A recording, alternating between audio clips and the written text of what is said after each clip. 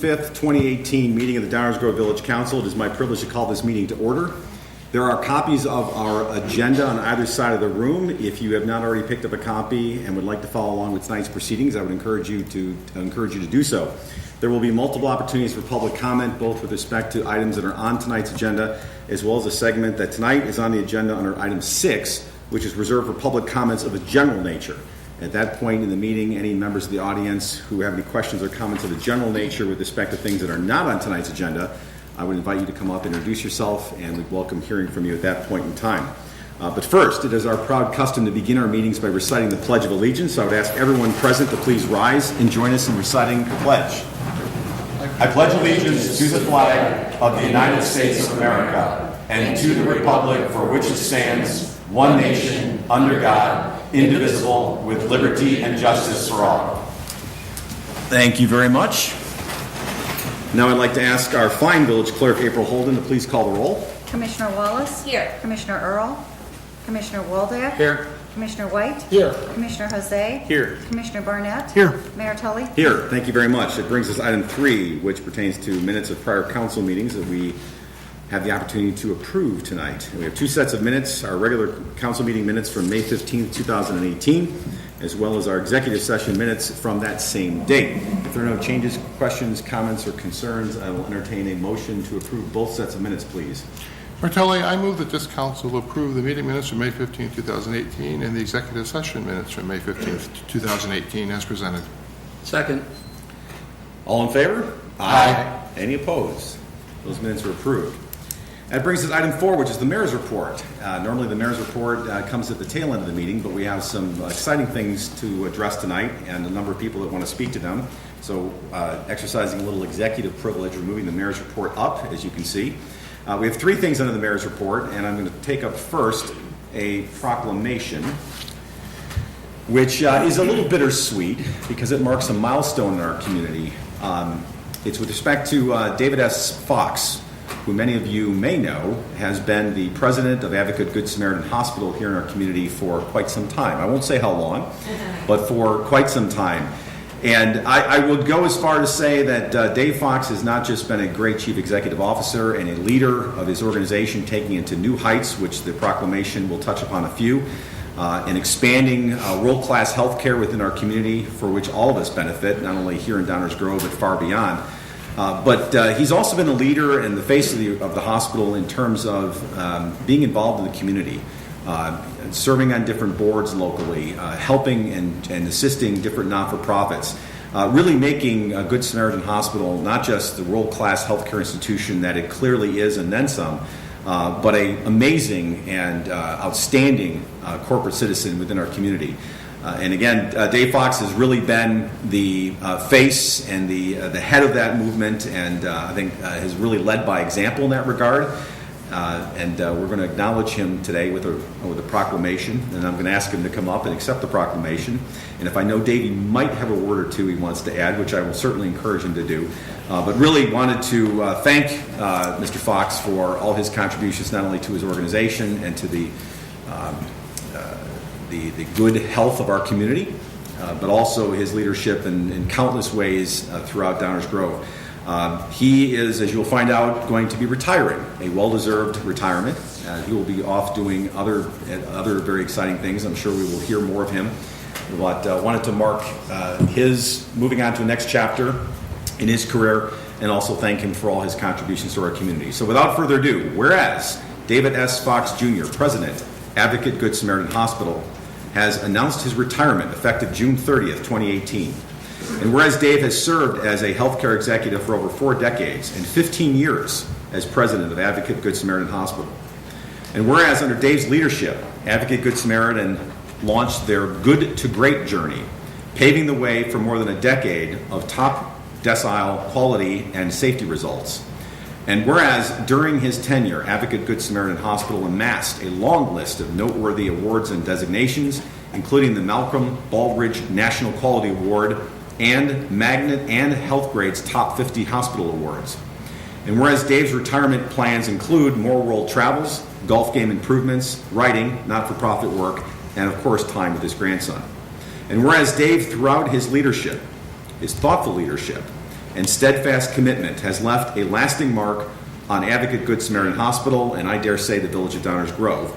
Now, therefore, I, Martin T. Tully, Mayor of the Village of Downers Grove, do hereby proclaim today, June 5th, 2018, as David S. Fox Jr. Day in the Village of Downers Grove, and congratulate Dave on his contributions and his retirement.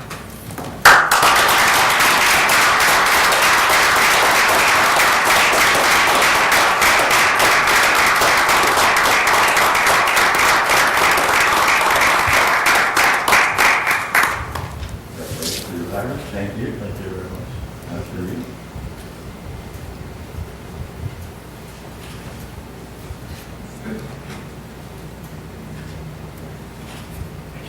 Thank you. I'll keep it short. Please. Thank you.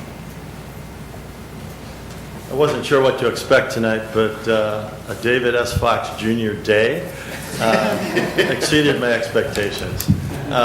First of all, I'm humbled by your taking the time to recognize me. You're really recognizing the team of caregivers at Good Samaritan Hospital. It's been my great privilege to be the president there for the last 15 years.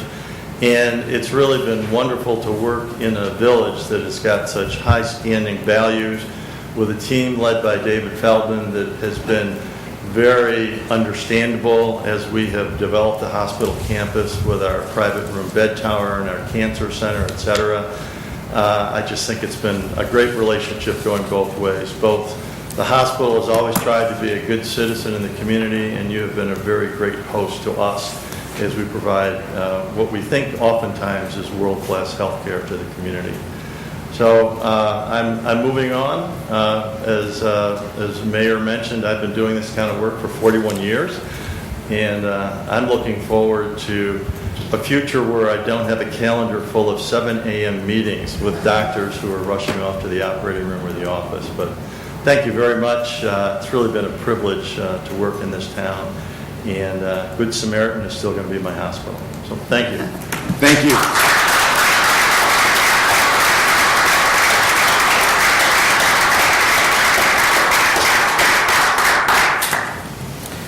Again, you'll be missed, but have left a lasting mark in our community, so thank you for that. Next item on the mayor's report is a procedural item, which I will dispense with quickly.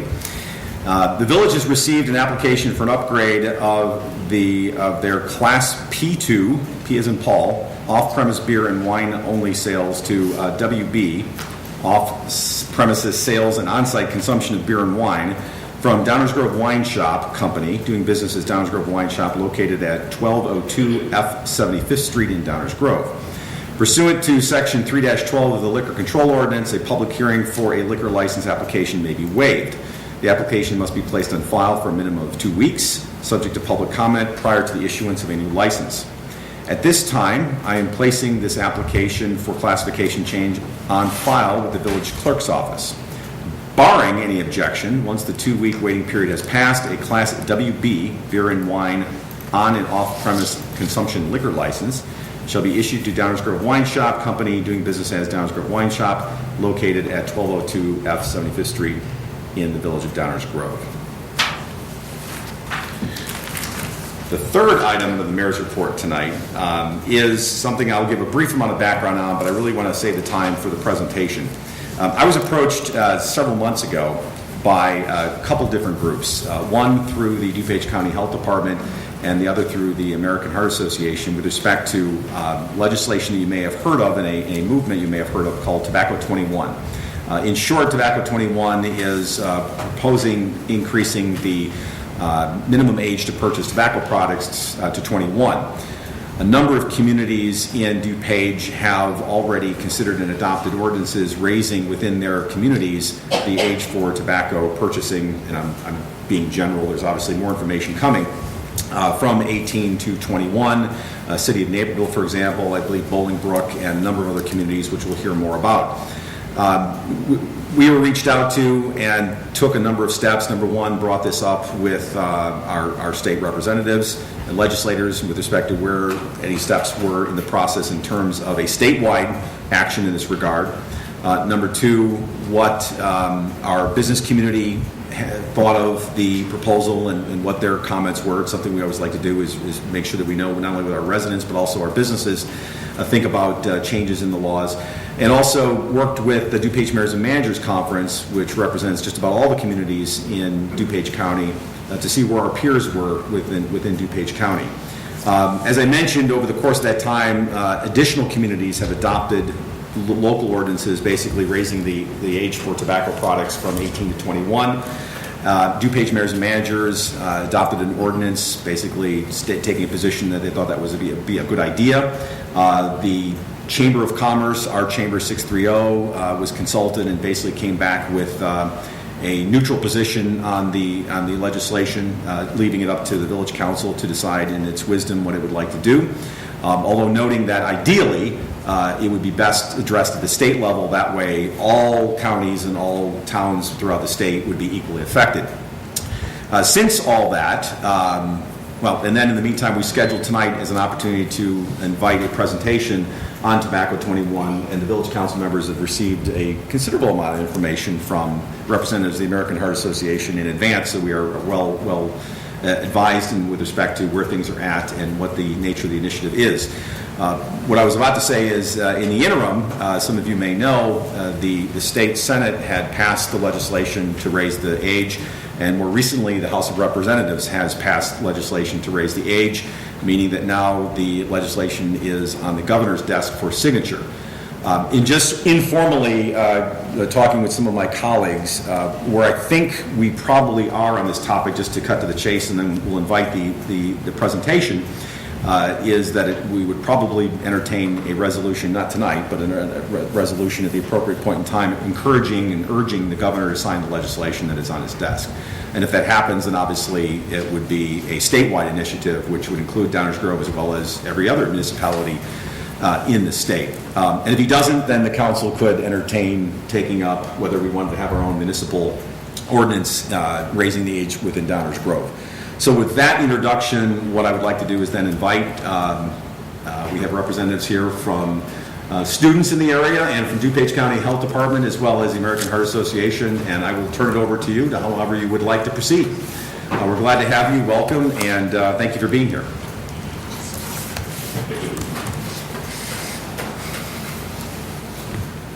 Thank you for having us. Good evening. I'm Natalie Ball. I go to Glenbard West High School. This is Maddie. She goes to Glenbard West High School. And then Mikey goes to Glenbard South High School, so we're all from Glen Ellen. We are all members of DuPage County Chapter Reality Illinois, a statewide anti-tobacco movement created and carried on by teens across Illinois. And we want to start off by thanking you for taking the time to listen to our presentation. We are highly appreciative of this opportunity. Our Reality Illinois chapter is made up of students from public and private high schools across DuPage County, and we've come together for one common goal: to prevent tobacco use amongst young people like ourselves so that we can live a healthy and productive life. We do this by advocating for policies that will make a difference, such as Tobacco 21 policies. Tobacco is the single most avoidable cause of disease, disability, and death in the United States. In the U.S., tobacco kills more people than alcohol, crack, cocaine, heroin, homicide, suicide, car accidents, fires, and AIDS combined. The good news is that because of past tobacco prevention efforts, traditional cigarettes have been used and going down amongst teens. But teens are now using e-cigarettes at double the rate of traditional cigarettes. In DuPage County, 6% of 12th graders reported using traditional cigarettes in the past month. More than double the amount, 14% reported using an e-cigarette, and 14% also reported smoking hookah. These trends are visible in our high schools. Not only do we see older students using these products, but students are starting to use them earlier and earlier, even as freshmen. What does this picture look like to you? These are Juuls, which are a new type of e-cigarette. Many of us have seen our classmates use these devices before or even seen them charging at school, since they look just like flash drives. A single Juul cartridge is equal to a pack of cigarettes or 200 cigarette puffs. This is one of many different kinds of e-cigarettes or vaping devices, and most high schoolers don't know what is in them or how they are harmful. According to research findings, 99% of e-cigarettes are sold in the U.S. and contain nicotine. In this pie chart, we can see that a majority of teens think that e-cigarettes just contain flavoring. However, manufacturers don't report e-cigarettes ingredients, so users don't know what's actually in them, including nicotine. Much of this is happening because the tobacco industry is targeting youth by marketing teens. The tobacco industry uses different pricing strategies that appeal to teens, like being able to buy smaller amounts of e-cigarettes for a lower dollar amount. They also market different flavors that clearly appeal to teens, like gummy bear, chocolate treat, cotton candy, and fruit punch. In a 2014 national study, 81.5% of current youth e-cigarette users said that they use e-cigarettes because the flavors they come in are likable. Research shows that high school students who use e-cigarettes are 7 times more likely to begin using than traditional cigarettes, but those who use cigarettes are not likely to begin using e-cigarettes instead. So for young people, e-cigarettes is a one-way street to leading to traditional cigarette use and nicotine addiction. The tobacco industry knows that most people are addicted to smoking as adults and start as a young age. New tobacco use products call for new ways to prevent young people from getting addicted to the tobacco products. Raising the minimum sale age for tobacco products from 18 to 21 is a proven way to prevent the youth of today from using tobacco products. Each of these icons represent one adult smoker.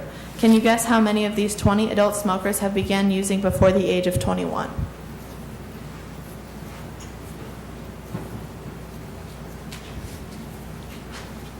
Let's see the answer by filling out each age before 21.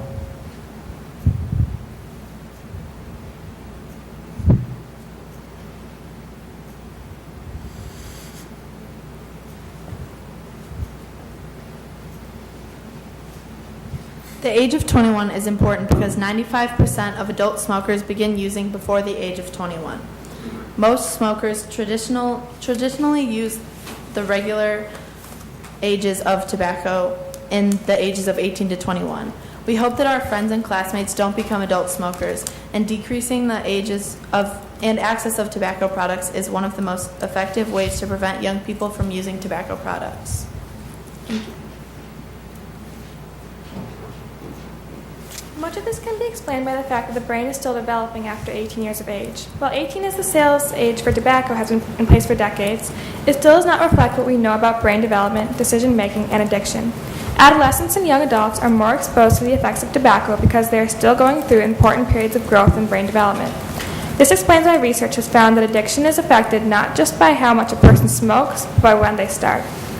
As a result of nicotine addiction, about 3 out of 4 teen smokers end up smoking into adulthood, even if they expect to quit after a few years. For this reason, 18 is an arbitrary requirement, especially when considering that 21 has been set as the minimum age for so many other risky behaviors, like alcohol, casinos, concealed carry permits, and car rentals. The tobacco industry knows this, which is why they are targeting young people like ourselves, so that we can become addicted. Here's just a brief sampling of some of the things that the tobacco industry has said in relation to prying on young people.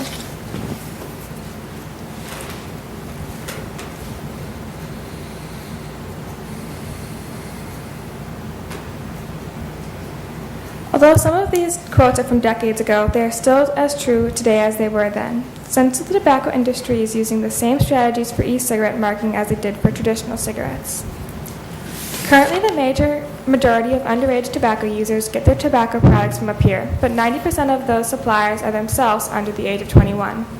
By raising the minimum legal sale age to 21, it increases the social distance between legal purchasers and young people who rely on older friends or classmates to buy tobacco products for them.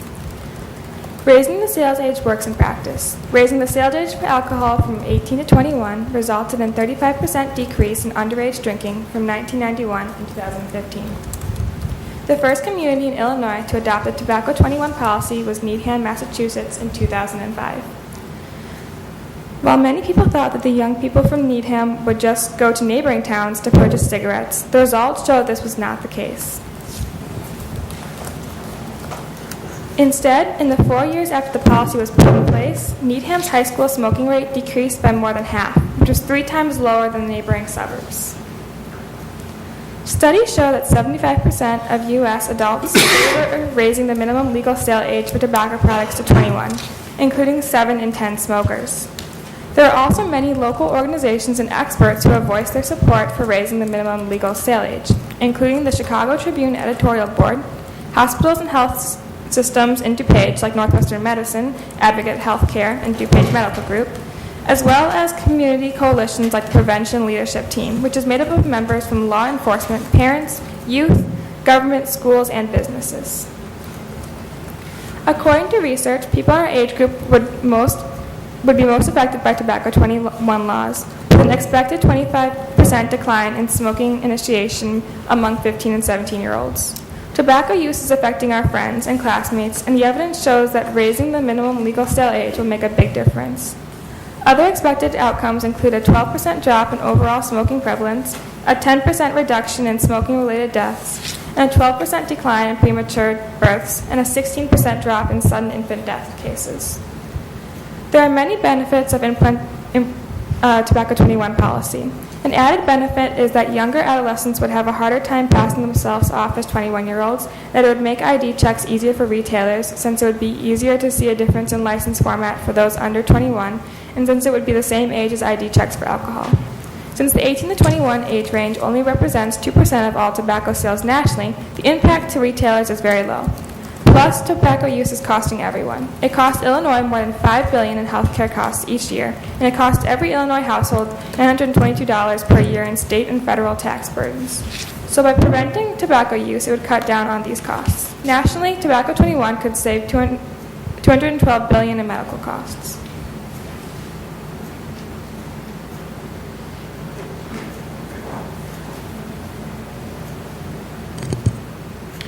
Experts suggest a few key things when considering Tobacco 21 legislation. The focus should be on penalizing the sale to individuals under 21 instead of possession or use, in order to put the responsibility on the tobacco industry and vendors. Another thing to include is requirements for signage, which would tell people that tobacco sales to anyone under 21 is prohibited. In order to make an impact on the rising use of new age products, e-cigarettes and hookah should also be included. Before the law goes into effect, experts recommend allowing some time for educational outreach to retailers and the community. My name is Maddie Bertrand, and I'm here today to share how important it is to me and so many other teens like myself to see this important change in Downers Grove. Raising the minimum legal sale age for tobacco products to 21 not only has many benefits, but it actually works to reduce smoking and saves the lives of young people. We would greatly appreciate it if you would consider adopting a Tobacco 21 ordinance to protect the youth of Downers Grove. Today, there are 26 communities in Illinois that have raised the minimum legal tobacco sale age to 21, and we hope that Downers Grove will join the list. We hope that having a lot of municipalities that pass Tobacco 21 ordinances will encourage the state of Illinois to pass a statewide law so that every teen in Illinois can live a healthier life. As someone who is living with cystic fibrosis and is on a wait list for a double lung transplant, I've learned the value of healthy lungs and how easy it is to take simple things for granted, like just being able to breathe. This is something that many teens who vape and use tobacco products will learn too, because it causes serious damage to their lungs among a long list of other risks. I was really excited to hear about how some local cities, including Downers Grove, have the power to do something about this now. I was excited to hear how other nearby cities have passed Tobacco 21 policies like Evanston and Chicago. They have already seen their teen e-cigarettes use rates drop by almost 50%. Downers Grove can be one of those communities. By passing a Tobacco 21 ordinance, we can prevent almost every young person from using e-cigarettes and becoming addicted to tobacco as an adult. This is something that is urgent and something we can do something about today. We can create a Downers Grove where every teen who grew up in Downers Grove can be thankful that they grew up in a town that values their health. This is a vision I believe in for my community. Thank you for all of your support, and please consider the Tobacco 21 policy for Downers Grove. Thank you.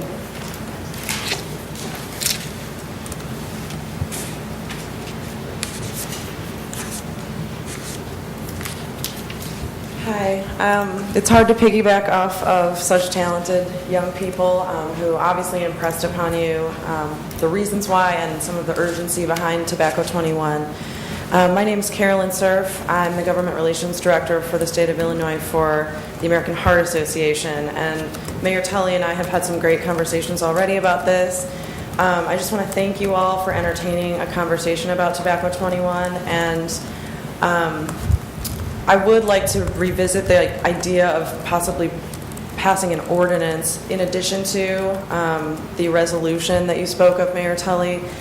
Our number one priority, obviously, is to achieve a statewide solution so that all communities can benefit from Tobacco 21. So thank you for wanting to urge the governor to sign the statewide legislation that recently passed. And thank you to Representative Olson for his vote on the issue.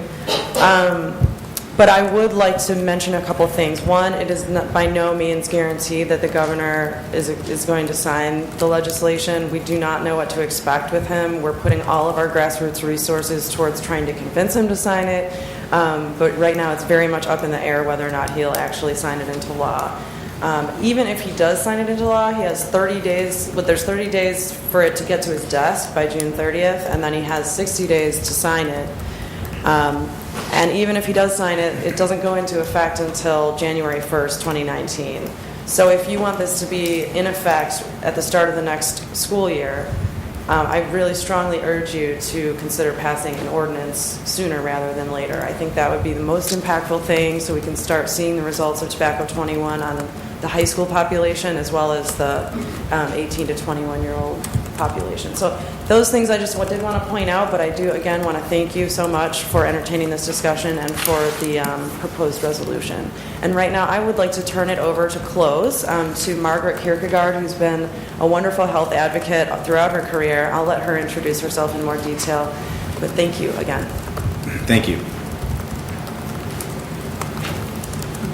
I'd like to thank the mayor and the council for allowing me a few minutes to speak today. My name is Dr. Margaret Kierkegaard. I'm a family physician, and I've lived in Downers Grove since 1989 when I came here to join my husband and complete my medical training at Amita Hinsdale Hospital, and I've been on staff at that hospital ever since that time. I never quite left my training program, and I've been there continuously. I also have added credentials in public health, and I serve on the State Board of Health, although I'm not here today representing them. I'm representing myself as a practitioner of family medicine in Downers Grove, and also on behalf of the Illinois Academy of Family Physicians, which is strongly supportive of this ordinance. And I just want to reemphasize the great work that our students did and the messages that they put forward. And we strongly endorse, myself, and the medical community and the Illinois Academy of Family Physicians strongly endorse this type of ordinance and the statewide legislation as much as possible. Routinely, I see patients who are suffering the effects of long-term tobacco use, and as adults, they cannot break that addiction.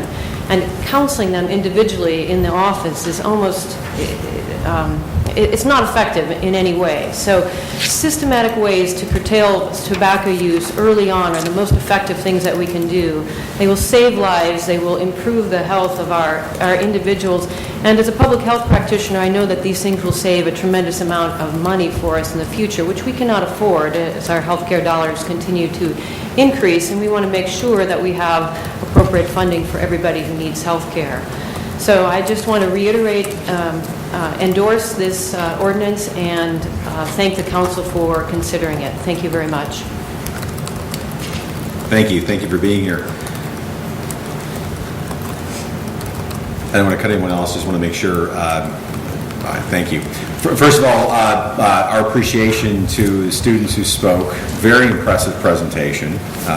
Terrific information. A great deal to think about, and I really commend you on your passion and dedication to promoting this cause. I understand you've been doing this in a number of different places, and you really should be commended for your advocacy to make change at such a young age.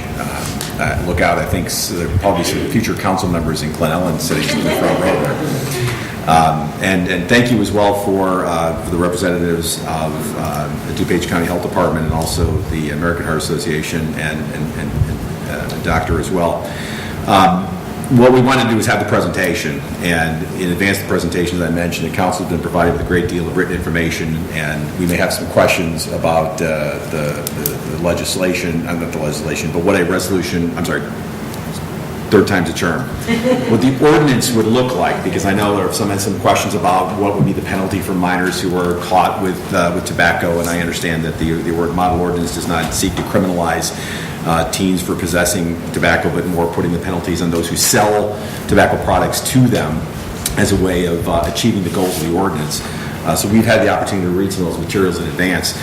Tonight was an opportunity to present this, and we very much appreciate all the comments and the materials and information that have been provided. I'm personally not opposed to proceeding in parallel. Clearly, the resolution is the easiest thing to do because it can be done quickly, and if the governor does sign quickly, then that's a great step forward. I do appreciate the fact that there's a time lag for when it would go into effect, and whether the council wants to take up an ordinance to cover the interim, or in the event that the governor does not sign the legislation at the statewide level. That's certainly something that I would entertain, but I've been talking enough. Thank you very much for the presentation. I'm going to open it up now. So, if there are any comments from my colleagues in the village council on this topic? We're not taking any final action tonight. What I would suggest is that we have a resolution prepared to urge the governor to sign, and that's something we can do pretty quickly. But then the question would be, in parallel, we also want to look at a model ordinance. The good news is there is a model ordinance, and there are a number of ordinances you saw that have been adopted by some other peer communities and larger communities in DuPage County that we certainly could model at. But I'll stop there and see what folks think.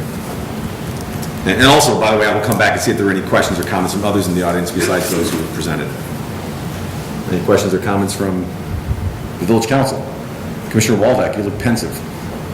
Well, I was waiting for giving somebody else a chance. No, actually, I do support a resolution to urge the governor. Also, I would like to move forward with an ordinance. I think there were,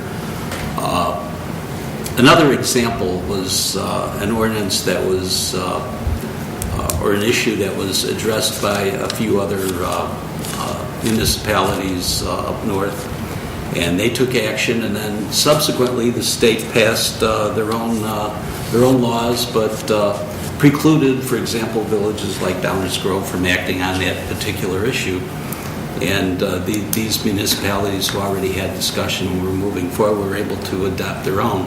So, number one, I'd like to see us move ahead with a resolution urging the governor. And I'd also like to start the process of adopting our own separate ordinance in case the state falls short and we would like to do more than what the state wants to do. I also believe that we can always be more strict than the state, but never know. They might preclude us from doing something, so I think we should do the right thing and take both pathways. And I'd also like to say, being an ex-smoker, there's two enemies of real smokers today, and the second one is being an ex-smoker. The first is their own health. Fortunately, I quit. It wasn't easy. But I was perturbed by people who would start, the minute you put the cigarette in your mouth, people start coughing and complaining about secondhand smoking. You didn't even light it up yet. And I found that irritating. So I believe in smokers' rights for a long time, but the evidence is clearly in. It's a medical problem. It's deadly. There's no doubt about it anymore. And it not only affects the individual, but it affects all of society too. It affects our medical costs, our insurance, and everything else. So it's time that we act, and I'm all in favor of doing both issues. Thanks. Thank you, Commissioner. Other questions, comments from members of the council? I'll go next. Please, Commissioner White. I very much support moving as expeditiously as possible in adopting a resolution to encourage the governor to sign. So the sooner we get the resolution before us and vote on it, the better, in my opinion. And I like the idea of working in parallel to have a draft ordinance, and I'm thinking sometime in August, that way, because the governor has to receive the bill by the end of June. And he then has 60 days to veto or sign, and after 3 or 4 weeks, we should have an idea of which way he's going. If the state does not sign it, then we'll be ready to pass it straight away and have it in effect by the 1st of September. Thank you, Commissioner. Other questions, comments from members of the council? I'm kind of interested to see what others think, if they're willing to say in public what they think about this. I was going to, sure, Commissioner Jose. Thank you, Mayor. Excuse me. This is one that I struggle with. I've shared from the dais previously that my father passed away when I was pretty young, about 25 years ago. He had a heart attack, and he smoked like a steam engine. And I have no doubt that his smoking contributed to his heart disease and ultimately his demise. So I know the dangers of smoking very, very well. And as a result, I've never touched a cigarette, and I never will. I also am somebody who values individual rights, and I struggle with the idea that we could send someone to war, potentially to die for this country. You have the right to vote at 18, but you might not be able to purchase a package of cigarettes, as much as I would never do it, and as much as I would encourage my children never to do it, and other people never to do it. There's no doubt that there's a mountain of evidence saying that this is a scourge on public health, a scourge on any number of families. The data, as Commissioner Waldeck said, is in, and it is overwhelming. But it's a difficult question. I'll confess that when I sat down tonight, I was against the idea of a resolution. I was against the idea of an ordinance moving to 21. I'm not so sure anymore. And I thank all the students here and the folks from the Health Department and the American Heart Association for their presentation. The courage and action that you've shown tonight has truly had an impact on me, and I thank you for it. Thank you, Mayor. Thank you, Commissioner. Other questions? Commissioner Wallace? Thank you, Mayor. While I absolutely appreciate where Commissioner Jose is coming from, I am in favor of moving forward with the resolution and also a draft ordinance that I'm hoping can get to us before the start of the school year. I know some of the students have mentioned that that would be the most beneficial. That's mid-August, so I know Commissioner White mentioned 1st of September. I think if we can even get it done before that. And I just wanted to commend you all for coming out and doing a presentation in this setting, which I'm sure can be a bit daunting, and appreciate everything that you presented. Thank you. Thank you, Commissioner. Commissioner Barnett? Thanks, Mayor. I'd certainly like to get a resolution to encourage the governor to act. I don't think, I agree with my colleagues, there's no question about the negative aspect of this subject on our entire nation. But I pause, and I'm not sitting here ready tonight to say that I would act if the governor doesn't, in no small part because I struggle with the idea of patchworks of laws. Commissioner Waldeck referred to the subject earlier, and there are others like that as you cross from one community to the next. Our high school, which seems to be one of the drivers, in timing, draws from, 6 communities?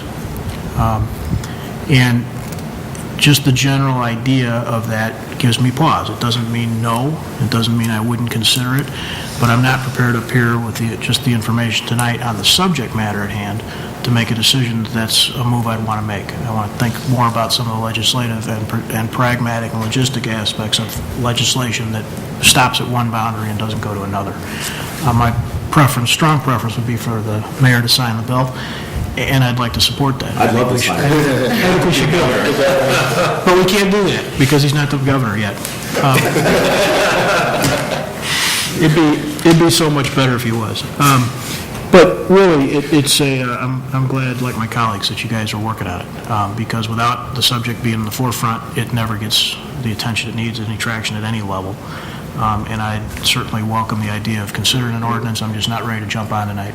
And appreciate it. Make no mistake, we're not making decisions right here. Well, the purpose of bringing this up now, rather than much earlier, was I wanted to make sure that everybody had plenty of information in advance to even consider whether to pursue the development of an ordinance. But like anything else, we would have to actually see a draft ordinance. We would have meetings to discuss it.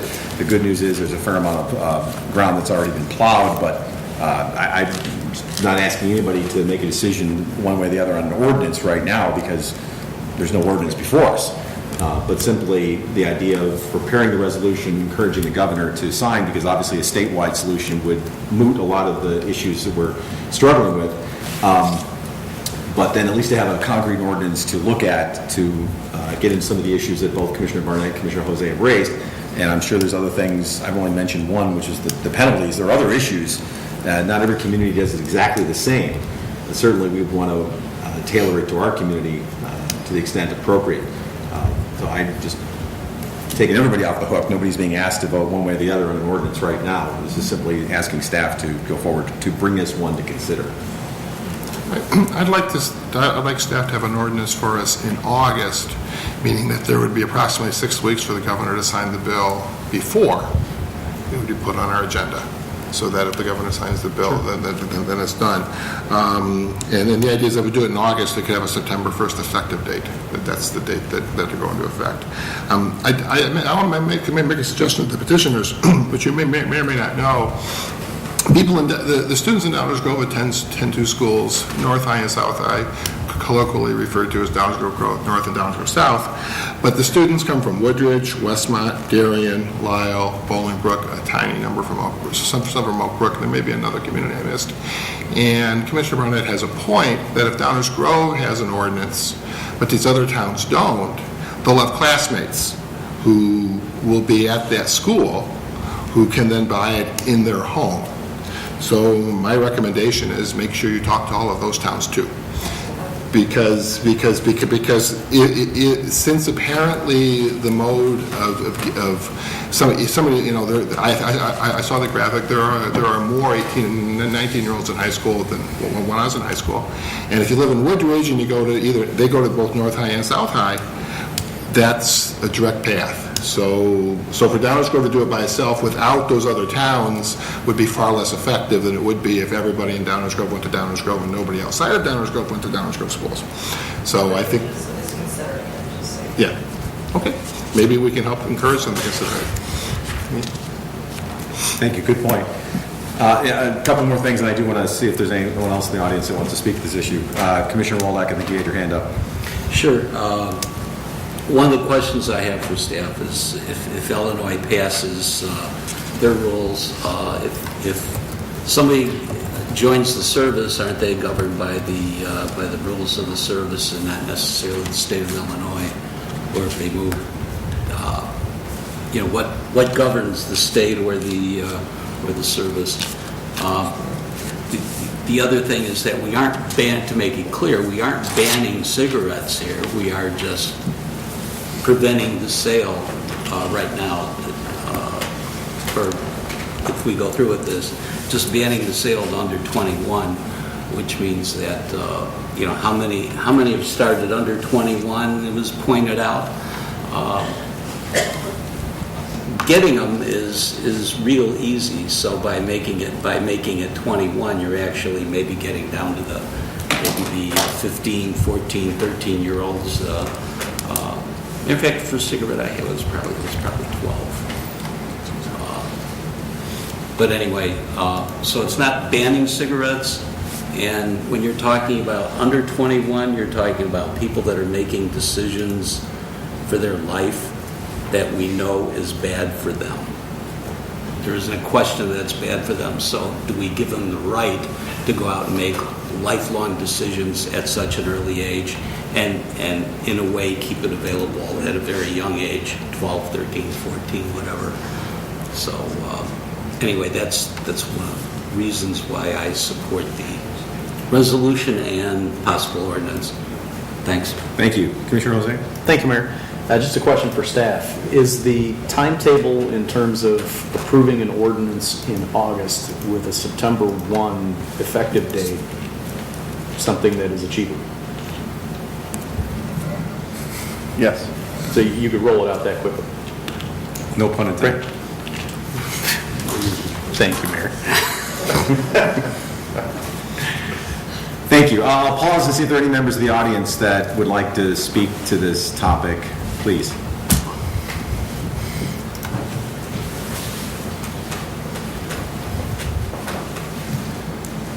Good My evening. name is Gilda Ross, and I am the advisor of this amazing group. And there are just a few here because as soon as school is out, they all went on vacation. But we do have students that live in Downers Grove, and I wanted you to be aware of that as well. To address, I appreciate all of your honesty and this is so from the heart of the comments that you've made. Just want to address your comment about the military. The military, the armed services, has really taken a stand against tobacco use for its soldiers. We are having a problem finding healthy soldiers to defend our country. And this is a huge issue for them, and there's been a commission to address this, and they've taken a stand. For example, during their training, you can't buy cigarettes in the PX, and so they're trying to really make those changes, just as we are in the community. So I just wanted to make that point about that. And the other point that occurred to me, I organize a parent series for the community, and we bring experts in regularly to talk to the community about parenting issues and health. And the thing that comes up from our experts over and over again is that the teenage brain, and in fact the young brain, is not finished until 25 with this decision-making. We know this. This is scientific. This is proven. And now sometimes people talk about it even later, the late 20s, early 30s. The decision-making process is delayed. By your making this decision, to take that decision away from young people is going to make a tremendous difference. So again, thank you for your time on this issue. Thank you very much, Mrs. Ross. Anyone else from the audience? All right, very good. Well, again, my thanks to Gilda Ross. Thank you very much from DuPage County Health Department. Carolyn Surf, good to see you again. Thank you for being here. Dr. Kierkegaard, thank you for your words as well, and particularly appreciate students from Glen Ellen. Again, outstanding job. You should be very proud of yourselves for your advocacy. Very, very effective. Obviously, if you've got Commissioner Jose to change his mind, that's no small task. Is just kidding.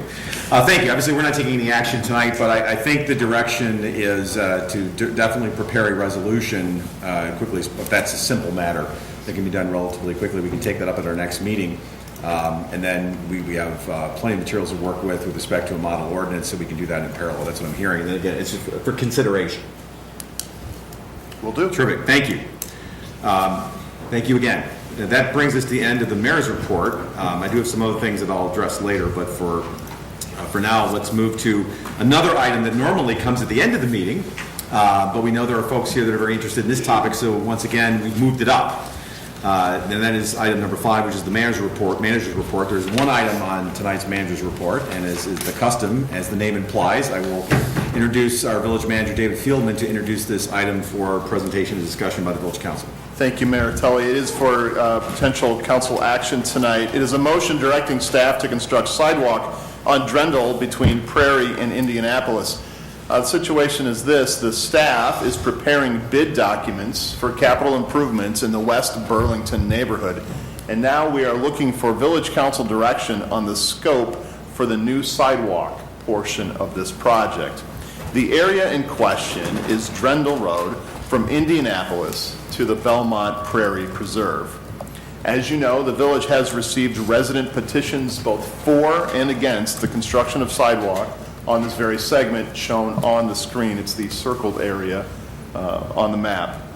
The question essentially for the village council is, should sidewalk be constructed on this segment of Drendel?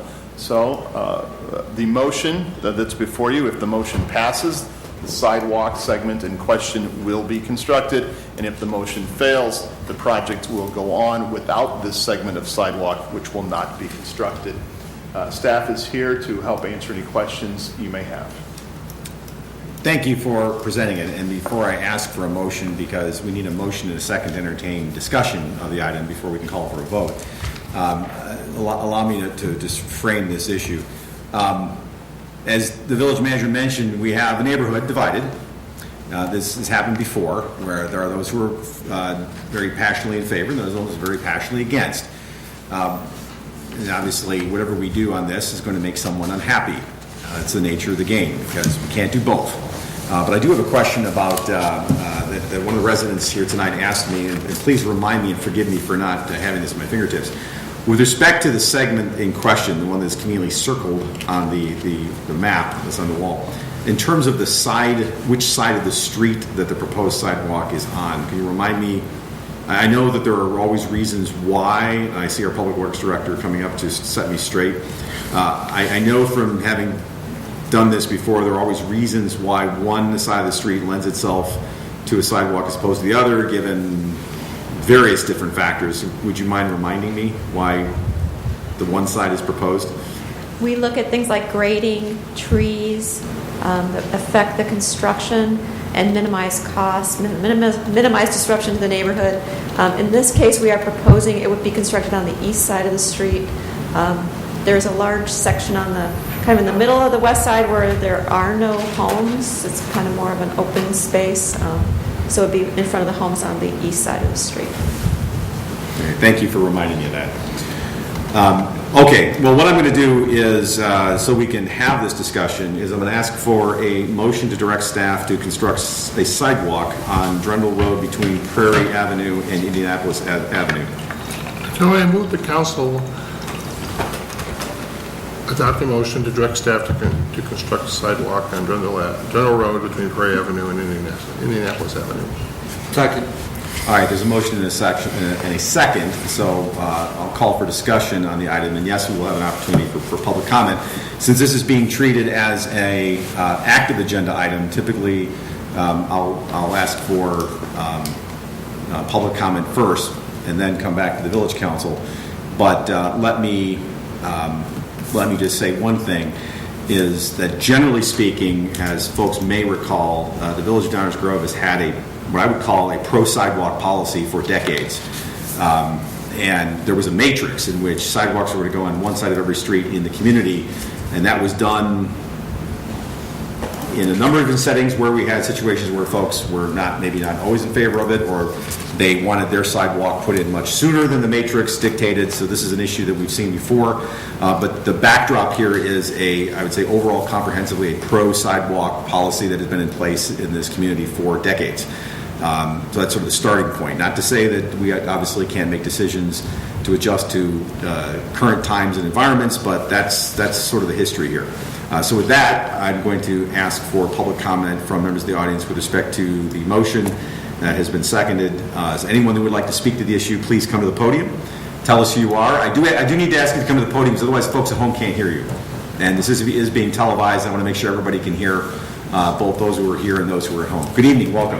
Hello, I'm Karen Samiak. I live at 4613 Drendel. That's pretty much in the middle of the block.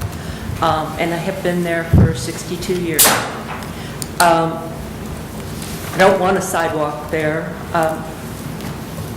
Basically, I think you could make everybody happy here by just moving the sidewalk to the other side of the street where nobody is.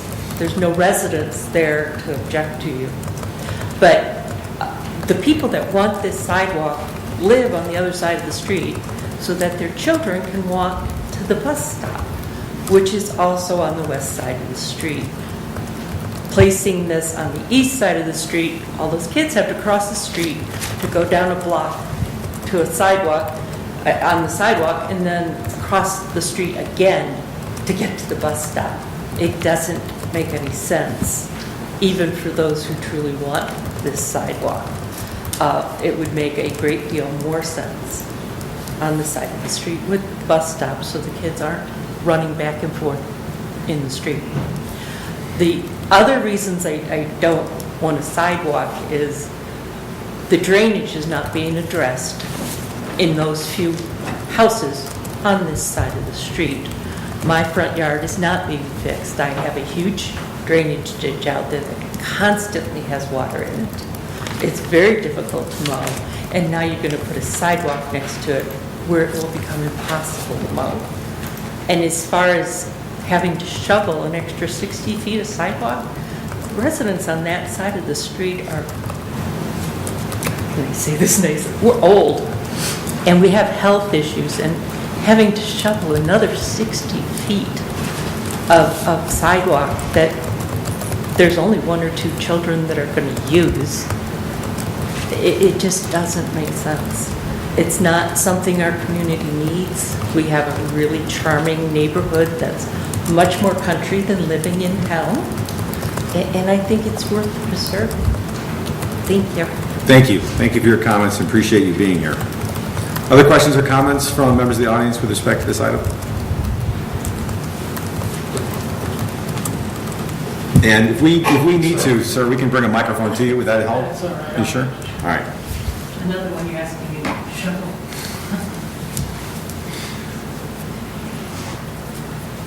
My name's Mark Zanny. I live at 4615 Redwood. Good evening. Welcome. Excuse me? I said welcome. Thank you. One of my concerns is we live on the side of a downward sloping hill towards the end of the street. And alongside of our house, between us and the neighbors, there's a swale. And it's a fairly steep swale. And if they put a sidewalk in there, either the sidewalk's going to go sharply downhill and back up again, or else it's going to plug up our drainage from the backyard to the front yard. So that's one issue. And the other thing is being a hill there, I'm afraid that the sidewalk could be nothing but a playground for children on their bicycles, which is illegal to begin with. There's no other really foot traffic going to the end of the street except maybe 1 or 2 people a day. So I don't see any purpose in having it. It's just to tear up everybody's lawn that doesn't want it. So, thank you. Thank you, sir. Appreciate you being here and sharing your views with us. Other questions or comments from members of the audience? Good evening. Welcome. Hi, I'm Janet Kriz at 4633 Drendel. That's the last house on the east side before the Belmont Prairie. I'd like to thank the village for prioritizing a fix to the drainage issues on the 4600 block of Drendel. The construction of 4 large houses on Indianapolis to replace a single modest home on a double lot on Cross significantly increased impermeable surface area and has resulted in substantial flooding on our street during heavy rains. I have 2 primary areas of concern regarding the proposed sidewalk: aesthetic and environmental. I recognize that the aesthetics are subjective, so I will state my environmental concerns.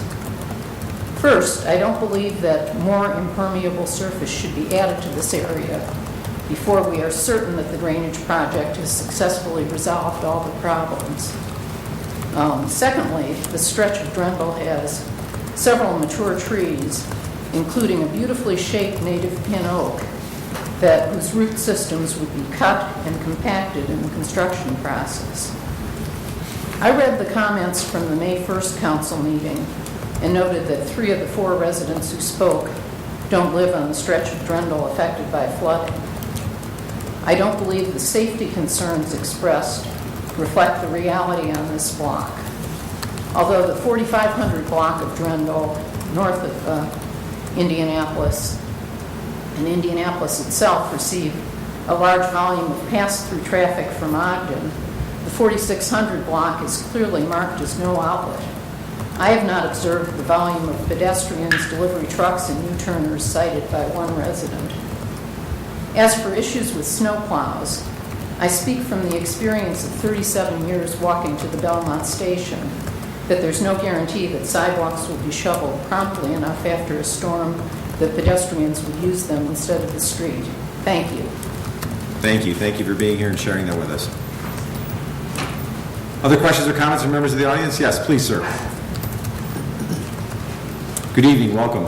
Thank you. My name is Christopher Delu. I live at 4617 Grendel. With all my neighbors here, and I agree with everything they say. And number one, thank you very much for coming down and fixing the flooding down our street in August. I'm the house that gets most of the water. My garage has been flooded 3 or 4 times already in the past 4 or 5 years. since all them new houses been built in Indianapolis. So I just cannot wait till you guys come and fix this problem. Secondly, I have pictures here I'd like to submit to you guys to show where you guys are going to put the sidewalks in, and it clearly shows it's clearly underwater, about 2-3 feet. And we don't know if this storm system you guys are going to put in going to alleviate all this water or not, but I'd like to submit these pictures, which I have to the Public Works for the last 4 or 5 years. So I'm not sure where you're going to put the sidewalks. Are they going to be on the curbside? Are they going to be in the middle of the yards? I understand sidewalks are safe for kids and all that, but we don't have a lot of people walking down our yards, really, we don't. And like my neighbors were saying, it's nice area, it's secluded, and it's like living out in the country, and I would not like to see sidewalks. That's my opinion. Thank you.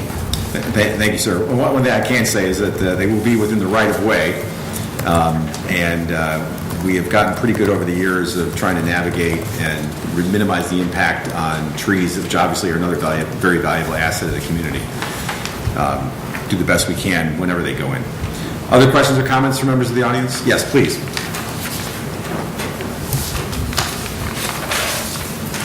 Good evening, welcome. Good evening. My name is Joellen Siddons, and I live at 4632 Drendel, and I'm the largest property owner, almost 2 acres, that borders Belmont Prairie immediately adjacent. I'm also on the west side of the road, and having worked with or discussed with Public Works staff, much of that property is wetland, and therefore you cannot construct a sidewalk reasonably on that side. I personally don't feel strongly for or against a sidewalk in that particular segment. The fact that this has come up again, back and forth with discussions with Public Works and having appeared here and so forth, a petition circulating and the majority of people being against it, I'm more concerned that the proposed segment, which is not shown on this map at the moment, but was part of the original plan, that right-of-way that would link Drendel to Cross might surface again, just out of the blue again because of public comment. So that's the section that is most important to me, and right now it's not in the plan. I hope it remains that way because we spent quite a bit of time working with the Illinois Nature Preserves Commission and brought the Downers Grove Park District in on that issue. Okay, so safety as an issue. I raised my 3 sons down there, and yeah, it is an issue. So I understand the few people on this block, and I think there were 2, that are concerned about that with young children. And I think a sidewalk does afford a very narrow margin of safety, but it's something. What you might look at as a suggestion, and I don't know, speed bumps, I don't know if that works with plows, I don't know if those exist in other parts of Downers Grove. That's a possibility. Or instituting a 4-way stop at that intersection where the school buses come and stop. I don't really think they have a side per se, depending on which direction they come, and that might begin to slow down the almost daily, for instance, UPS truck that comes barreling down the hill, flying down the hill to do the turnaround at the dead end there at Belmont Prairie and my property. So I acknowledge that those kinds of things are happening.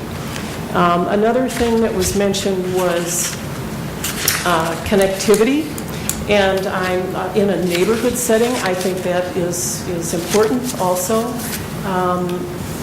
I managed Belmont Prairie. I'm an ecologist. I managed Belmont Prairie for many years before they even had a natural resource manager, when my children were small, and through collaboration with the Nature Conservancy, and I went on to manage the ecology group at DuPage County Forest Preserve Districts, so there was a lot of master planning there and so forth. what I'm seeing is that the pedestrian traffic that is coming down there, and there is a bit more. On the one hand, it's an opportunity that more people are aware of Belmont Prairie.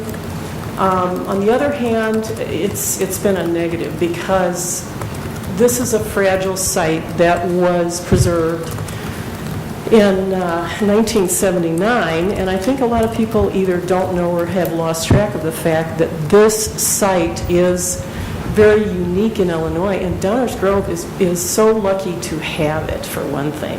It's an Illinois State Nature Preserve. It was set aside for nature study, passive sort of interface, and it's like a museum. This is a fragment of native Illinois, native Midwest ecosystems that don't exist really anymore. And so it's important that the neighborhood protect this, and has been doing so for many, many years. So I personally welcome people who want to connect with us down there, maybe if they're up on some of the other blocks, to really follow through on the connectivity idea and help us protect it, because we're seeing dog walkers that leave their waste en masse, both down along the street and also all over Belmont Prairie. We're seeing people with their bikes, all the usual things that the Park District has to deal with. This is not a park. It's a preserve, and there is a difference. It's not recreation that the Park District generally handles. And they can't police it. So it really is incumbent upon all of us who live in these several blocks to be aware of this, to treasure it, and to speak up to people that you see. If you're one of those people, think through it. You know, am I doing the right thing by not following the 3 signs at the entrance that say you may not do this, pets not allowed, et cetera, et cetera? Or speak out to the people who may be doing these kinds of things, because the abuse that happens over time, I wouldn't say this is loving it to death, although you've probably heard that term. This is discounting the value of what we have as a resource. And we're, you know, in some ways pitting our 2 resources against each other, our children and a natural area, our natural heritage. One suggestion I would make for potential future master planning with the Park District, you probably know the Park District has purchased additional land that would be west of what you're seeing on the map, north and west. And I have no idea what their plan is at this point, and I'm hoping they'll gather information from the community. There seems to be a need for dog walkers and people just to get out somewhere, and in some of these less native areas, so to speak, that might be a possibility. If that were to be so, as a future reference, I would suggest extending the sidewalk along Indianapolis through the right-of-way Indianapolis west to connect with that Park District property. That connectivity would give the neighborhood, I think, what they want. They wouldn't have to access from Walnut by car. And it also, I think, would take some of the pressure off the Prairie Preserve itself, and maybe come to a balance for this entire area if the village were to work together with the Park District.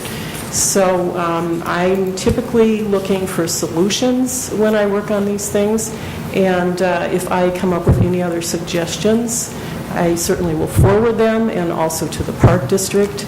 Again, I will reiterate, my greatest concern at this point is the resurrection of a potential sidewalk link along the north boundary of the prairie. And I would hate to have to go back and work through this whole issue again. I think we came to a solution about it. So again, I'm not strongly either way in terms of for or against this, but would like to see some resolution that will suit almost everybody, if possible. Thank you. Thank you very much. Appreciate your insights and the perspective from the Belmont Prairie aspect. Thank you. Some food for thought there going forward. I can tell you that is the solution of the issue that you raised. There's no current plans to to add that segment that you mentioned back in. Other questions or comments from members of the audience? Good evening, welcome. Hi, Chantel Smith. I live at 4611 Drendel, on the side that the sidewalks are proposed to be on. I haven't been in this neighborhood for a long time, but me and my 4 kids do live there. I think I agree with the drainage issue and all the problems that these guys talked about. I am lucky to be further up the block to not have a lot of those issues. So addressing those will be a great thing for those people who have those issues today. I think the reason why there aren't a lot of people out on our street, I know that there's at least 15 to 20 boys in my neighborhood, and we don't see a lot of those people because we don't have sidewalks. It isn't safe. It's really hard to walk your kids. We try to ride our bikes. We try to go on walks, but you're always trying to battle the post office guy, the UPS guy, the FedEx guy. There's 17 houses on that street, so it's not a couple cars a day. Everybody works mostly. So I would like to see sidewalks put in. I don't have a preference for side. I think it will just be a benefit to provide the connectivity to the school, provide the connectivity to bus stops if those will still exist once the sidewalk goes in, provide the safety that is needed for anyone who's walking on our street or the people who live on our street, and bring a sense of community to have people out more and being able to socialize on those sidewalks. Thank you. Thank you. Appreciate you sharing your comments. Other questions or comments from members of the audience? Yes, please. So what you've heard from tonight are most of the people that live on that side of the street, except for a couple houses are renters, so you haven't heard from them. But the majority of people don't want this sidewalk. We have one family that does. Nobody else wants it.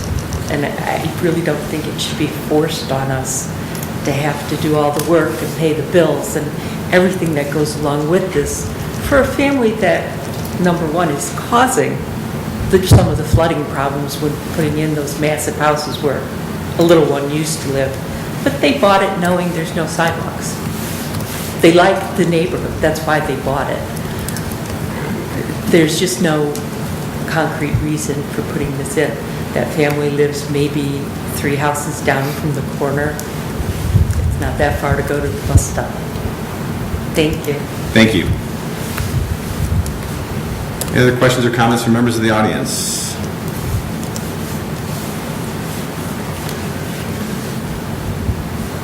Good evening, welcome. Hi, thank you. My name is Carol Eichmann, Buffet. I live on 4619 Grundle. Again, I want to thank you for addressing the stormwater drainage issue on our street, because that is the priority. I am in favor of the sidewalks. I do have a young child. It's not just about being able to walk safely to the bus stop. It's about being able to go to the park. It's about being able to walk to the train station when I need to take the train into the city for work. So there's a lot to consider. We are all neighbors, and I certainly respect your viewpoint. We can help you shovel the sidewalk. We certainly got some young boys that can help out. So I just want to thank the village for your time. And again, it's not just about what our neighborhood will look like this year, but in the future, 5, 10, 15 years from now as well. Thank you. Thank you. Appreciate your comments. Other members of the audience who wish to speak to this topic? Good evening. Welcome. Good evening. Reagan Cates, 2537 Indianapolis Avenue. I just want to state for the record that I am in favor of putting the sidewalks in on that south end of Drendel. As some of the other neighbors mentioned, there's a lot of issues at hand, but I think the main 2 issues are the safety and the connectivity. Safety is an issue beyond the bus stop, like Carol was mentioning. There are the delivery trucks that come by, there are people that still drive, there's 17 houses that are just on that end alone. The connectivity to the, I think it was Joe Allen that said that, to possibly the park that's being developed by Walnut Avenue. We have the prairie that we could enjoy, Ogden Avenue, golf course, the train station, the school. There's a lot going on here. I just want to say that I am in favor for it. I think the main issues are the safety and the connectivity. I certainly respect everybody's opinion on it. We're all entitled to that. I do understand the issue with the trees and The drainage, I'm so happy that the village is addressing this.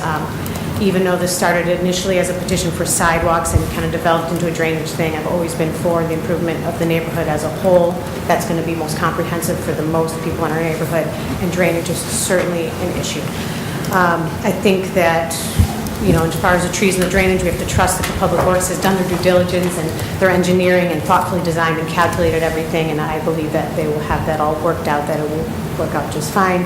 In regards to the prairie, I have only been a resident of the area for about 6.5 years. I love the prairie. I think it should be preserved and protected. I think that is an issue too. I'm glad to see that we're going to have a little bit easier access to at least be able to walk by and enjoy it. But again, I think ultimately it's still the safety and connectivity that are the main issues. Thank you. Thank you. Appreciate your comments.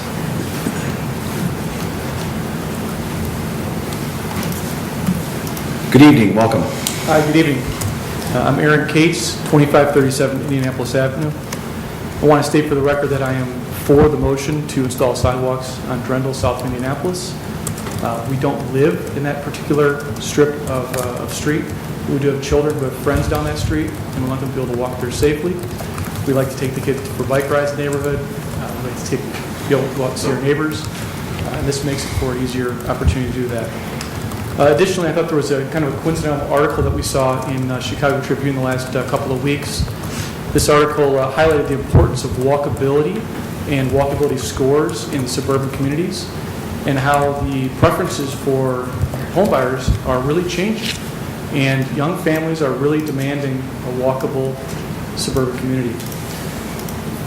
So many towns, including Downers Grove, have made this a priority for the residents, and we commend that, and we sincerely appreciate that. It's better for property values, it's better for neighborhood cohesiveness, and most importantly, it's important for safety. So thank you for your consideration. Thank you. Appreciate your comments. Other questions or comments from members of the audience? Yes, sir. Good evening. Welcome. My name's Dave Kriz. I'm 4633 Drendel. I did submit comments prior to the meeting, but I'll try and summarize that here. One of the concerns that's been expressed is security or safety. I would recognize the fact that we had a traffic study, and that was done probably in second quarter or third quarter of 2017. At some point in time, a map was proposed in terms of what was going to happen with sidewalks and the drainage issue, at least on the traffic side. And there was sidewalks on the upper part of Drendel, Indianapolis, and Cross. That presumably was a result of a traffic study. We did have the cords across the road. I would mention the fact that this is a dead-end street that we're talking on a segment. There is no through traffic going to another place. I would assume that if data is available to the staff, present what is the risk on a quantitative basis for assessing the safety of this area versus the other areas.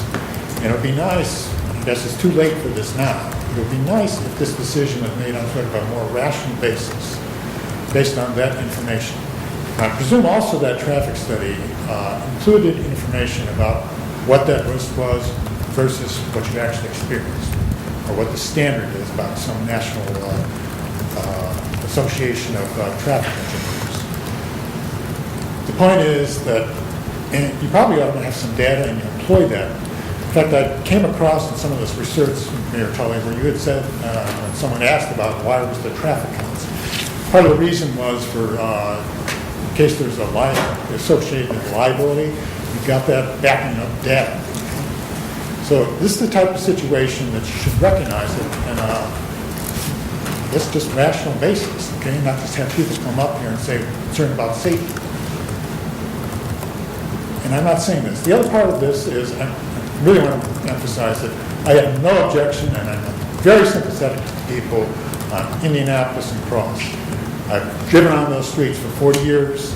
I know what it is now, especially with the mailboxes on the south side, to go and on Eastland, going east, because you have no room to move over and it's a very narrow lane. I also jog on those streets. I know what it's like to have to go in the culvert on Cross, and it's not so bad on Indianapolis. But I can see the concerns there for safety. And it's a very unfortunate that the sidewalks there are going to have to wait until 2019. I'm not opposing that at all, okay? But this is a different area. It is a dead end. The other point I would make here is that we're talking a lot about, when we went to the council one time, TCD2, and the issue of not so much connectivity, but the reason for the one sidewalk on every street. Now, there is a precedent for this in terms of Clyde Estates. So I would ask you at least to look at this, because at least in Clyde Estates, you have traffic going through there, unlike this where it's a dead end. So that should make some difference in terms of looking at this as a segment. In fact, even when you looked at the sidewalk matrix, they've got a score of 20 there, and it's included for the full length of it. And I would say that sidewalk length probably should be different if you scored those areas. It's unfortunate the score there of 20 is less than both on Cross and Indianapolis. But this seems relevant, okay, to look at this in some rational way.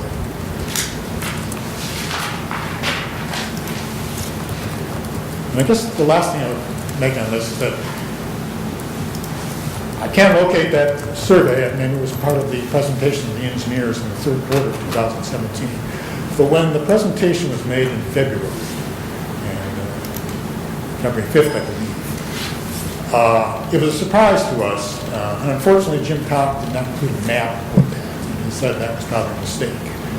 So we had to get to the meeting to finally learn that this sidewalk was proposed. And within 122 hours, my wife, especially, and Joellen, presented a petition here for, I think, 9 residences being represented, a lot of them on the east side. That was short. It was Super Bowl Sunday, I believe, so it's hard to get to people. I'm not sure that that is fully reflected, okay, when we're looking at this. And just as it was a shock to us, I'm sure it was a shock to the people in the May meeting, although not so much because the map was included beforehand, that now all of a sudden the sidewalk is gone. And I do want to thank, at least in the past, that the Commission and Council apparently did make the effort to pull that out of the sidewalk, presumably based on the petition. And I can understand the frustration and the surprise, eventually, people, particularly Kate's, who were very instrumental in pushing the sidewalks in the whole area. But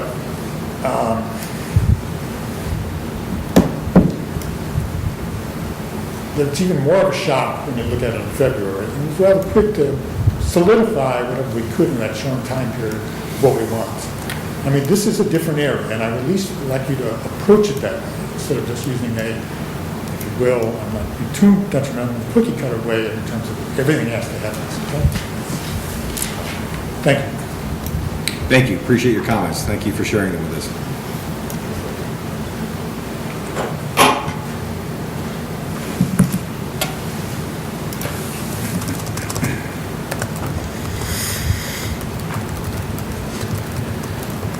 Good evening. Welcome.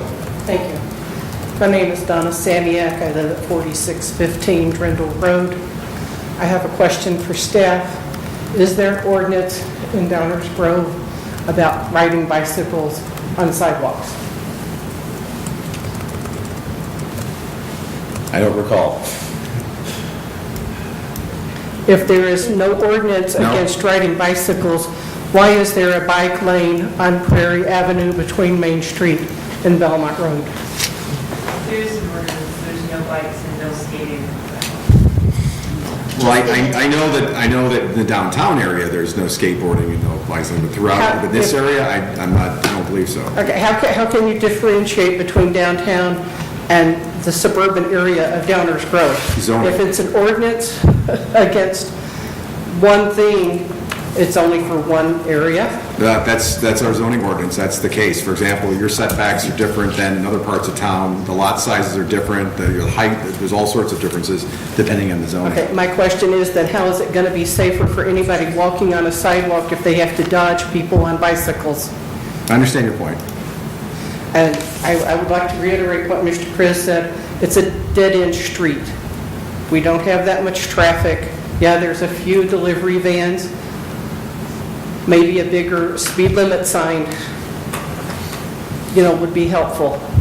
I would like to see the village use the money that you're going to allocate towards a sidewalk, towards the improvement in other areas that would impact more people and more kids.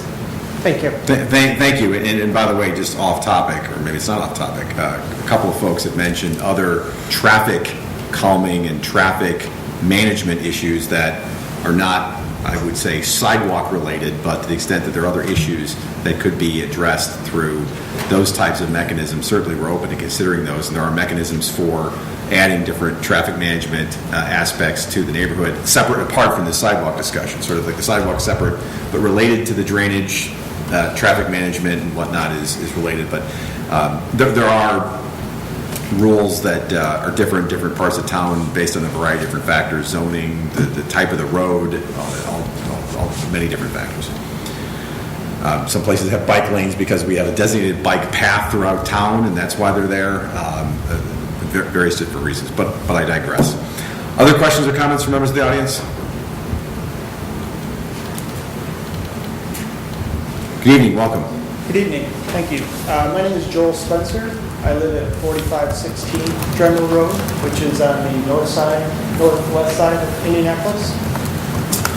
So just want to say a couple things. I won't spend any time on the safety or merits of sidewalks. I think those are well established, and I think there's a reason Downers Grove has spent time establishing those throughout our town.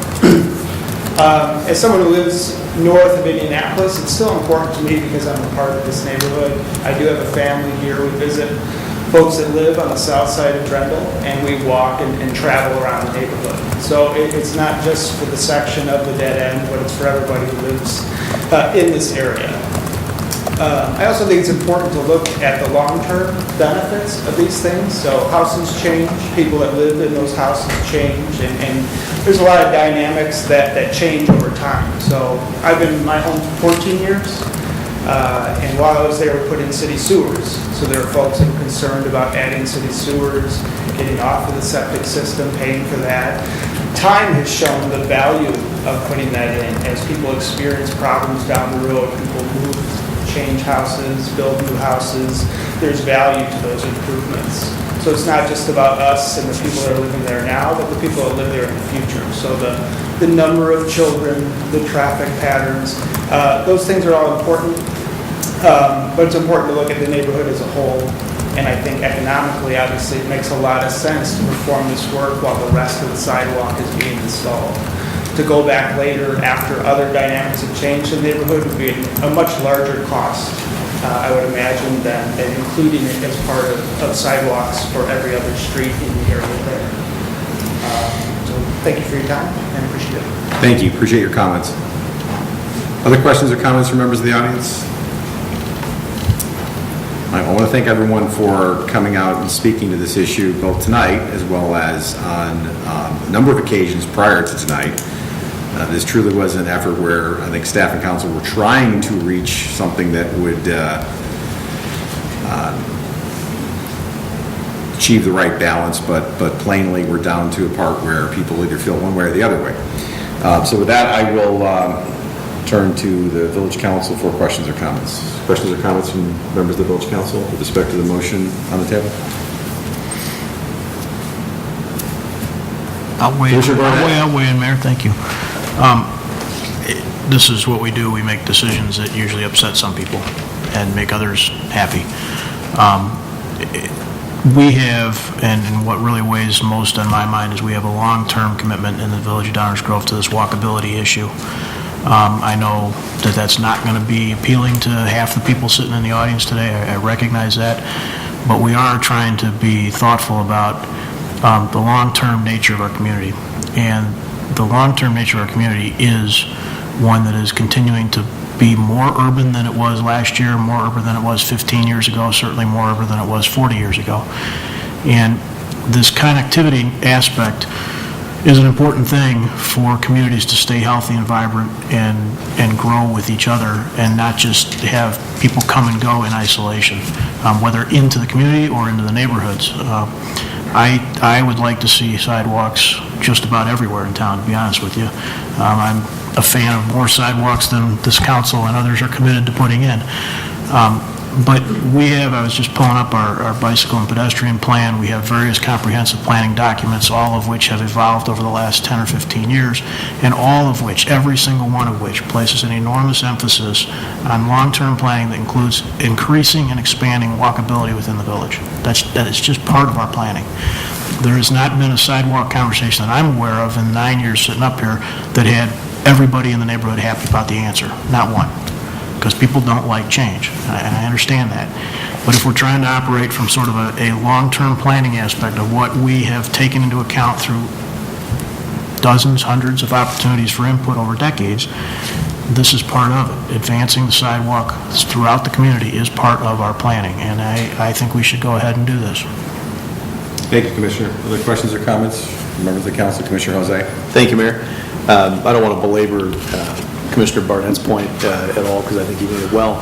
I agree that we should build this segment of the sidewalk. It's not just about now, it's about 5, 10, 15, 20 years from now. And we know that there are folks that would use it now. We need to plan for the future, and I think connectivity and safety are very important, and they're important not just now, but for the future. One of the commenters brought up the vote on Clyde Estates. I was in favor of those sidewalks. I made the motion to build the sidewalk down one side of Washington and then out 61st Street to Main Street. I thought it was a good idea then and there, and I think it's a good idea now. Thanks, Mayor. Thank you, Commissioner. Other questions or comments from Commissioner White? I have a question, and this might be the proverbial dumb question to ask of staff. Oh, wait a minute, that's my job. Well, you can second my question. The question simply is this, and I can imagine there's probably a really good answer to it. Would it be possible to stop the sidewalk at, say, 4617 cross? If there may be reasons why that's a really bad idea. I never took Planning 101, so maybe this is a really bad idea. The concern is that the Federal Department of Justice under the Americans with Disabilities Act would say we would be creating a sidewalk gap in violation of said laws. So the answer is no. That's the concern. Okay, that's simple. Federal law. Yeah, There you go. that's simple. Anything else? No. Thank you, Commissioner. Other questions or comments from the Village Council? I really appreciate everybody's comments and the input, and I've probably had more opportunities than any of my colleagues up here to have seen these discussions play out over the last 18 years. No, not 18 years, 16 years, excuse me. And the one guiding principle has always been the big picture, long-term planning aspects of sidewalks in the village. That's why I made that comment earlier on.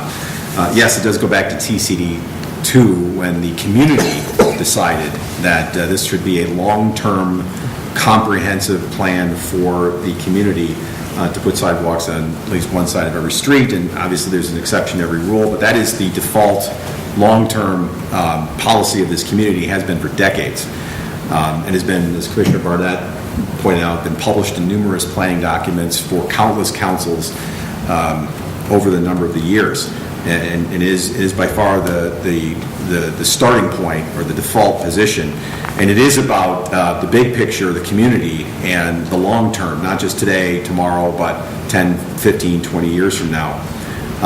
And that is sort of the guiding principle that I've always used in these settings, even before I was mayor, when I was on the council, and we would have very similar type discussions. Some of them were a lot more people in the room. Some of them were, by the way, everyone was very polite and respectful, which I appreciate. Some of them weren't so. And that was always the guiding principle, is that's the long-term plan for the community. It can't be decided on a street-by-street basis, or we'd have a ridiculous-looking community. And then it would change 5 years later, and someone would be here yelling at us, why didn't you put the sidewalks in 5 years ago, or 10 years ago, when you had the opportunity? Well, because that neighborhood didn't like it. Well, we're now the neighborhoods, or you're disrespecting us. We can't make decisions like that. The guiding principle has to be the big picture, long-term vision and planning that has been established for some time and will continue to provide our guidance. And while certainly there are things that we take into account and design and layout and protecting trees, and there are things like that, we really have to be guided by the long-term, big-picture comprehensive plan, which is what has guided my decision over the years and will guide my decision here again tonight. But I do understand and respect and appreciate everybody's views. But at least there's consistency here in this decision from the time that I've addressed it on numerous blocks throughout the community. The matrix was one that did provide scores for different blocks, and I appreciate the comments about objectivity and using data to be a driver. But the matrix was a scoring mechanism that decided how and what order sidewalks we built. But the idea was that eventually they would all be built, regardless of what the score was. And then you get down to the bottom, it gets a little trickier than that, which is why we went to this petition approach as opposed to the matrix, which was it shall be built. But again, the default and the big picture long-term plan has always been to be pro-sidewalk in this respect. So that's going to continue to guide my decision as it has in the past. Other questions or comments from members of the council? Hearing none, then we do have a motion and a second, so I will ask for a roll call, please. Commissioner White? Aye. Commissioner Waldeck? Aye. Commissioner Wallace? Aye. Commissioner Jose? Aye. Commissioner Barnett? Aye. Mayor Tully? Aye, the motion passes unanimously. And that brings us to the end of the manager report. I do want to thank everybody for coming out, and obviously we considered disparate views over the course of a number of months. I'm sorry, sir. Actually, the comment on this item is over, but good news. The next item we have up is called public comment. It's item 6. Normally, that is for comments of a general nature with respect to things not on tonight's agenda. But if you would like to ask a question into that, I'm happy to entertain it. So we'll move to item 6 Just a then. quick question. I'm Chris Delu again, 4617 Drendel Road. Would there be any cost to the homeowners now putting in the sidewalks? That's funded by the community. It's a community investment. Now we're Community picking pays. everything up. Our taxes won't go up because of the sidewalks? Not from anything that we do. I know the Downsboro Township assessor might do something, but not us. Okay, I'll take your word for it. Thank you. All right, we're still on item 6 then. Comments of a general nature. Any members of the audience have any questions or comments of a general nature with respect to things that are not on tonight's agenda? Is there a possibility to move that to the other side of the street where it would make more sense? I'm currently guided by what our engineers are recommending is the best solution, which is, again, what we've always gone with sidewalks that have been implemented over the last 16 years. Other questions or comments from members of the audience of matters of a general nature, things not on tonight's agenda? Good evening. Good evening, sir. Welcome. I am Rich Cullivaney, 6825 Camden Road in Downers Grove, and I'm here in my capacity as one of the directors of the Pierce Downer Heritage Alliance. And the reason I've asked Mike Baker to keep this particular slide up is I want the community to know that the Pierce Downer Heritage Alliance is supporting and promoting their next wildflower walk on July 14th at 9 a.m. at Belmont Prairie. And it's where the naturalist Lance Herning will actually lead people through this guided tour. It takes about an hour, starting at 9 a.m. on that Saturday. So it's a great opportunity for people to see this hidden gem that's kind of right before us. This full-time, nice natural area. Part of Pierce Downer Heritage Alliance is caring for Belmont Prairie. We also do care for Lyman Woods. As a matter of fact, we're actually having a cleanup on this Saturday morning where we literally go out pretty much from 31st Street to Good Samaritan, where we just kind of pick up the trash and things that have been cast aside. That's 8:30 on Saturday morning. So if people are interested in that, they would just go to pdha.org. There is a suggested donation, tax deductible donation of $10 if someone is interested in doing that. Any questions about that? Hearing none, thank you very much for sharing that with us. Thank you. Other questions or comments from members of the audience of a general nature, things not on tonight's agenda? All right, very good then. We will close public comments and move to item 7, which is our consent agenda. Do I have a motion to approve the consent agenda as presented? Martelli, the council approve the consent agenda as presented. Second.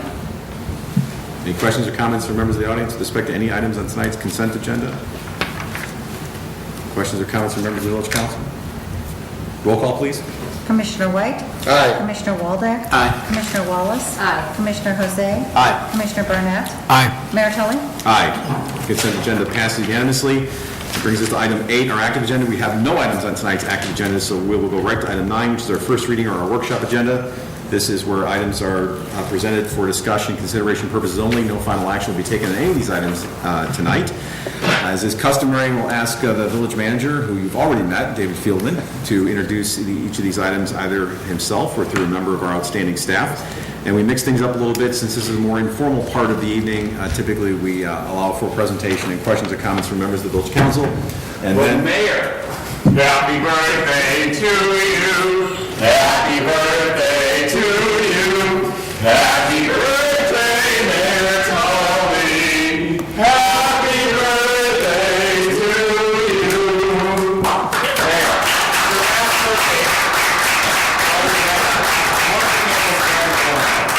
we got the other one. You know. Wow, that is, I'm speechless, which is hard to do. They won't last.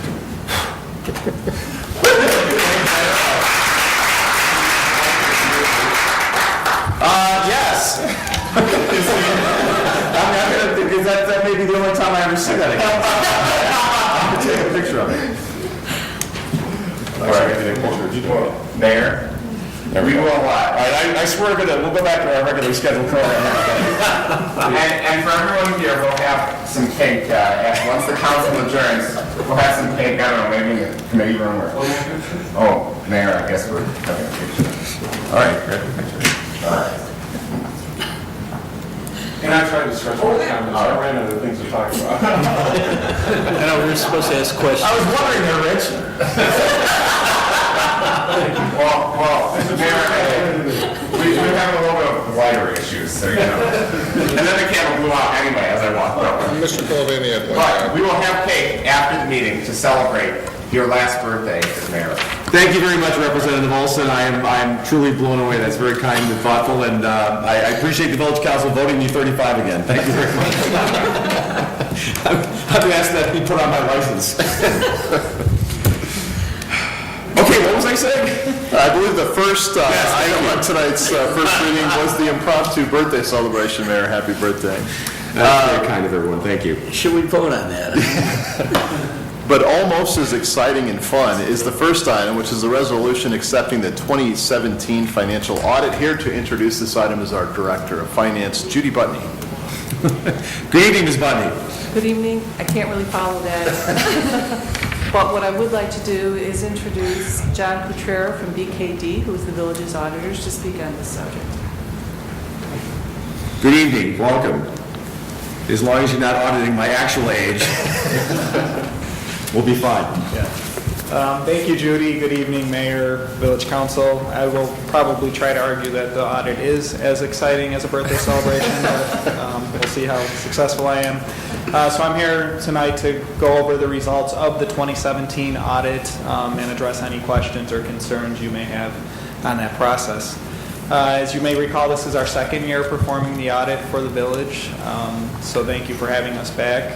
We value our relationship with the village, and we're very happy to work with staff. I feel that we had a very successful audit this year, similar to the results of the prior year, which I'll get into now. As part of our audit process, we deliver four reports, four items as deliverables as part of the audit process. That's a little different from last year in that we had 5 deliverables. The main difference is in the current year, the village was not required to have what's referred to as a single audit, which is an audit necessitated by expending more than a certain threshold in federal dollars. The village did not meet that threshold in the current year, so the good news for staff and for us is we didn't have to perform that extra audit in the current year. So of the 4 reports that I'm going to discuss this evening, the first is going to be the comprehensive annual financial report, which is the largest of the documents that you've been provided for review. And we'll just briefly go over the results here. So this report is actually produced in-house by management, and they do a very good job at pulling it all together. If you flip to page 1 of the report, which actually isn't labeled page 1, but it's actually our independent auditor's report. So these 3 pages, that's BKD's portion of the CAFR. The rest is obviously the responsibility of management.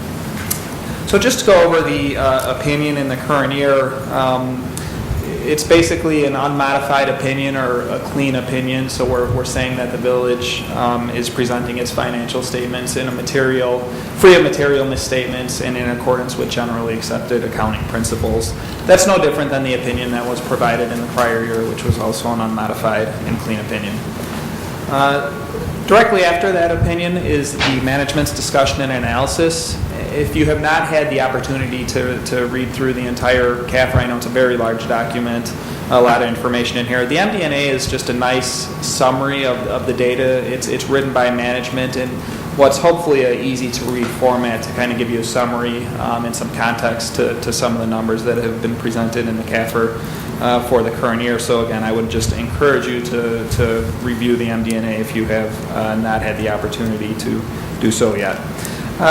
Page 3.1 of the CAFR, we'll just briefly point out a few items here. So this is the statement of net position. This is basically the aggregate of all the funds of the village presented on a full accrual basis, what we would typically see in the private sector, economic resources measurement focus. So a long-term view is what these statements is presenting. And we'll just point out at the bottom under net position for the village in the current year, there was a deficit unrestricted net position of about $66.6 million. That number was about $65.7 million for governmental activities in the prior year, so pretty flat, and a lot of that has to do with the net pension liabilities, which, as you may recall, were put onto the village's financial statements 4 years back with the implementation of GASB Statement 67 and 68, actually 3 years back. The following page is the statement of activities. Again, this is full accrual, economic resources measurement focus, so again, long-term view. The change in net position in the current year for the governmental activities was a shade under $300,000 at about $279,000. And business type activities was about $1.7 million for a total of about $1.9 million, shade under $2 million there. Page 3 here, we'll just point out, so these are the governmental fund statements. This is what we're used to seeing in the governmental sector. This is the reporting of our general fund, our special revenue funds. And we'll just point out here the general fund's fund balance portion here, broken out into 4 different categories: non-spendable, restricted, assigned, and unassigned. You'll note that the general fund has $18.6 million in unassigned fund balance, so this is what the general fund has available to spend freely. That represents a little less than 5 months of the current year's expenditures in the general fund, which is a pretty healthy number compared to what the GFOA's recommendation is, which is actually 2 months. So a fairly healthy and consistent fund balance. That unassigned fund balance in the prior year was at $18.7 million. Then page 3.5 will just be the operating results for the major funds and the aggregate remaining funds in the current year. And again, your general fund was pretty much flat in the current year, about $14,000 up, and that's notated on page 3.5 of the report. Page 3.8 is the summary of the business type activities for the village. So this is the parking, waterworks, and stormwater funds. And again, these are meant to operate like a private sector business. You want to recover the costs associated with the function that you're offering your residents.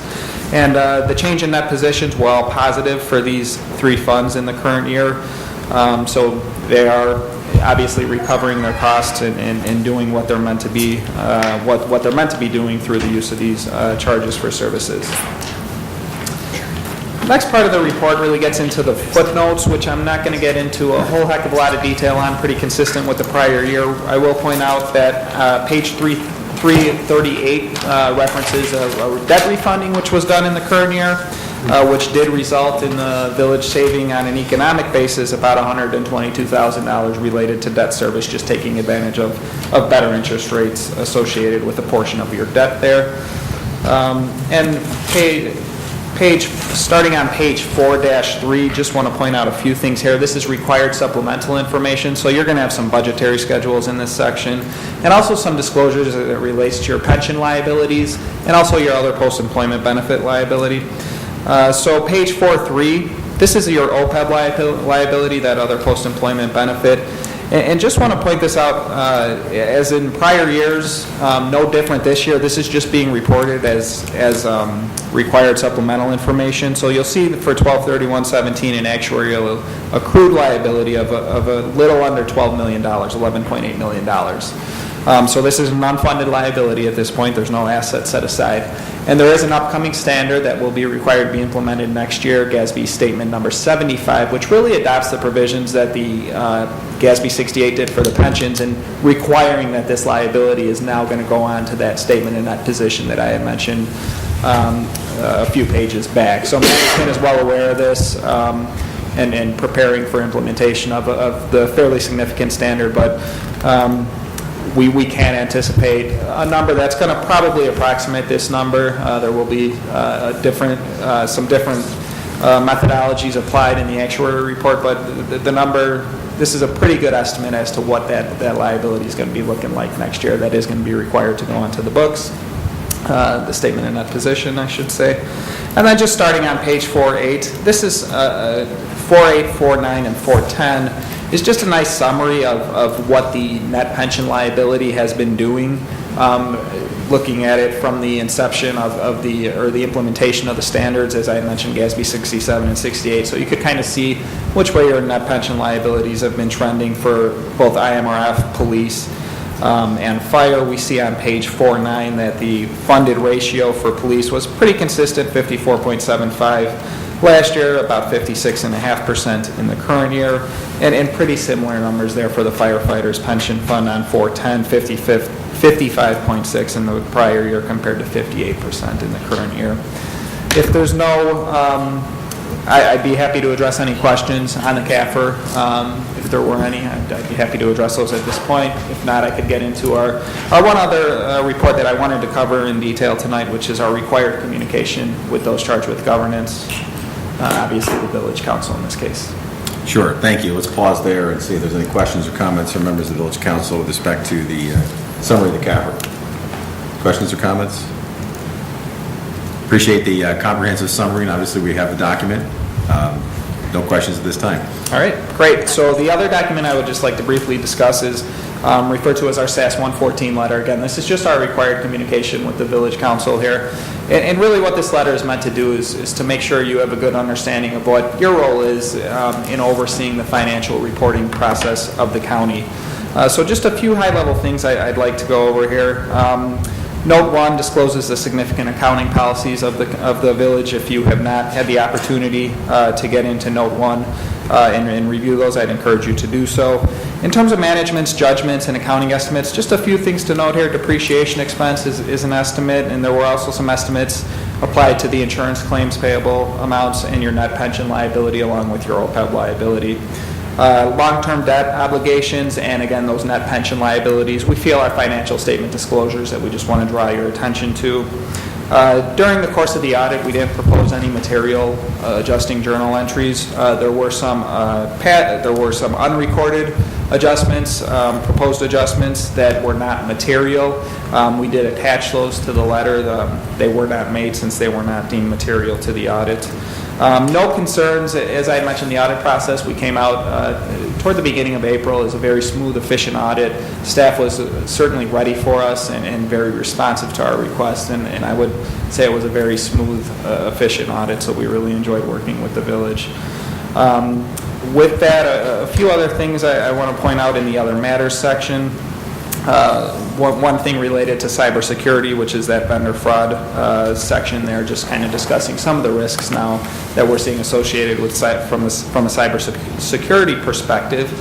And then the new accounting pronouncements in other matters. And as I mentioned, GASB Statement Number 75 is the first one there. If you'd like to do a little more reading on that to get a better understanding of what's on the horizon for the village. GASB Statement Number 87 is a little further down the road, but could have a significant impact and be a fair amount of work for village staff As it relates to leases, we're certainly available as a resource to work with the village staff to ensure smooth implementation of all these standards. And again, I have no concerns that the village will implement them timely, efficiently, and accurately.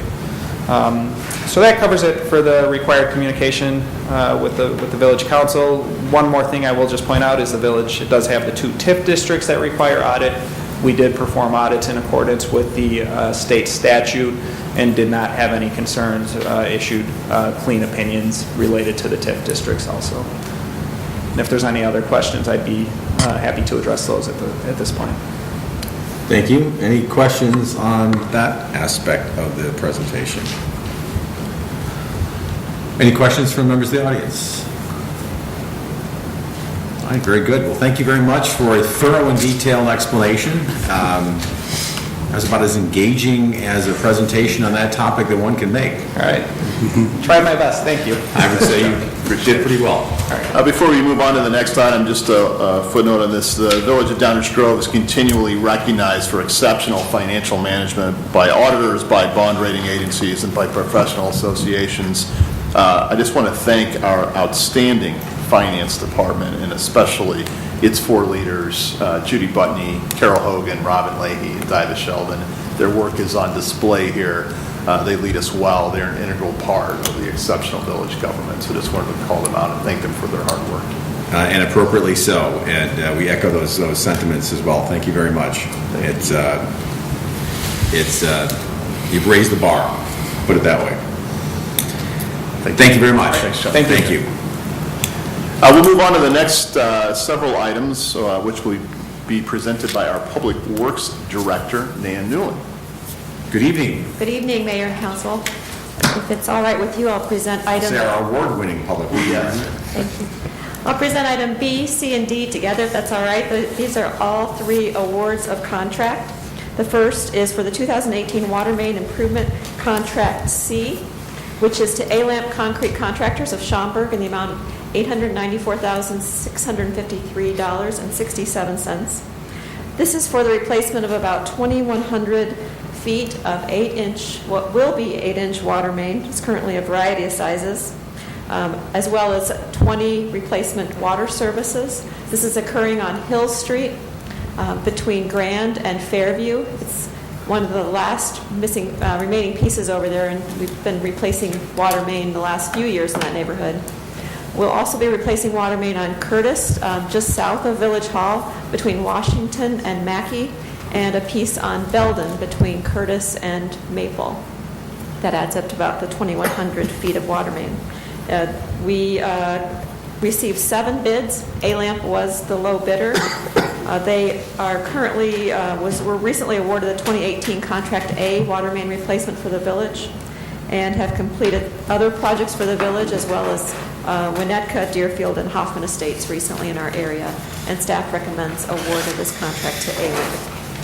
The second contract, which is item C, is award of a contract for traffic signal modernization at Lacey and Wood Creek intersection.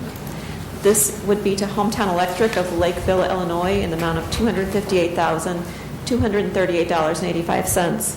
This is the complete replacement of this traffic signal, and it was constructed in the year 1990, so it is past its useful life. I think you'll see on the next slide, it's rather a large intersection. It is close to Butterfield Road. I think it's about a 5-lane cross-section, or 5 to 6-lane cross-section on each of the legs of it. So there's quite a bit of traffic that comes through this area. It's an important signal. It's one of 19 that the village manages. And it will include an interconnection with the Butterfield Road signal for improved operational efficiency. It'll include a new controller, which will be all current modern standards, and as well as total masthead replacements and poles and everything, as well as ADA ramps. We did receive 3 bids for this work. Hometown Electric was the low bidder. They have not done similar work in the village, but we did receive positive recommendations from the village of Skokie, and staff recommends award to Hometown Electric. The third and last contract we're presenting tonight is for the 2018 Water Facilities and District 58 Pavement Improvements to to Abbey Paving and Seal Coating of Aurora, Illinois, in the amount of $197,991.68. You may remember that we entered into an intergovernmental agreement back in 2014 with District 58. This is to perform basically parking lot maintenance on village facilities, which have been mostly our water sites, where we have water towers, rate stations, things like that, and parking lots for the District 58. It's been a beneficial partnership, I think, for both. We're able to bid them together, manage the work together, and I think it's been a win-win for both organizations. In this case, we'll be replacing the pavement at the Finley Water Tower, which is right on across the street from Fry's Electric. And District 58 is going to be replacing a parking lot at Lester School. So those are the two projects. We did receive 2 bids for this work, and they have not completed similar work for us, but we did receive positive recommendations from Glenview, Wheaton, and Aurora, and recommend award of this contract to Abbey Paving. And I'd be happy to answer any questions about these 3 contract awards. Thank you. Just on the last one, I'm always pleased to see this type of intergovernmental collaboration and cooperation. This is one of the things that we've heralded as a way to do more with less. And here's an example of it. I'm glad to see this continued partnership and collaboration with one of our other local units of government. Other questions or comments from members of the council on any of these 3 items? Questions or comments from members of the audience? Thank you, Nan. One last item. Item E is amend various sections of the code related to traffic regulations. This did come to us from residents in this neighborhood. It's at the intersection of Stonewall and Oxnard. They had requested a 4-way stop be considered here. We did do a full traffic study, and while we could not meet warrants for a full 4-way stop at this intersection, we do recommend upgrading the current 2-way yield to a 2-way stop. So Stonewall will be stopping, north-south traffic will be stopping for Oxnard in this case. This was presented to TAP. They did recommend this change by a 6-0 vote, and I'd be happy to answer any questions you might have. Questions or comments from the council? Questions from the audience? Thank you very much. And the last item, item F, is an ordinance amending the Board of Fire and Police Commissioners provisions. This is a housekeeping change which would eliminate inconsistencies between state law and a variety of village documents. If the council has any questions, our attorney is here to answer those. Thank you very much. Any members of the council have any questions or comments for our village attorney? Questions in the audience? And that ends our first reading tonight. And ends the first reading, and what a first reading it was.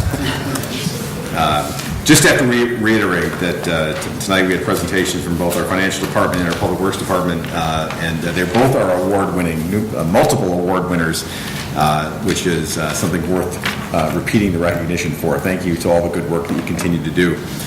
We can't lose sight of the fact that just because the awards keep rolling in, to forget and lose sight of all the good work that goes into that. So thank you. It's greatly appreciated.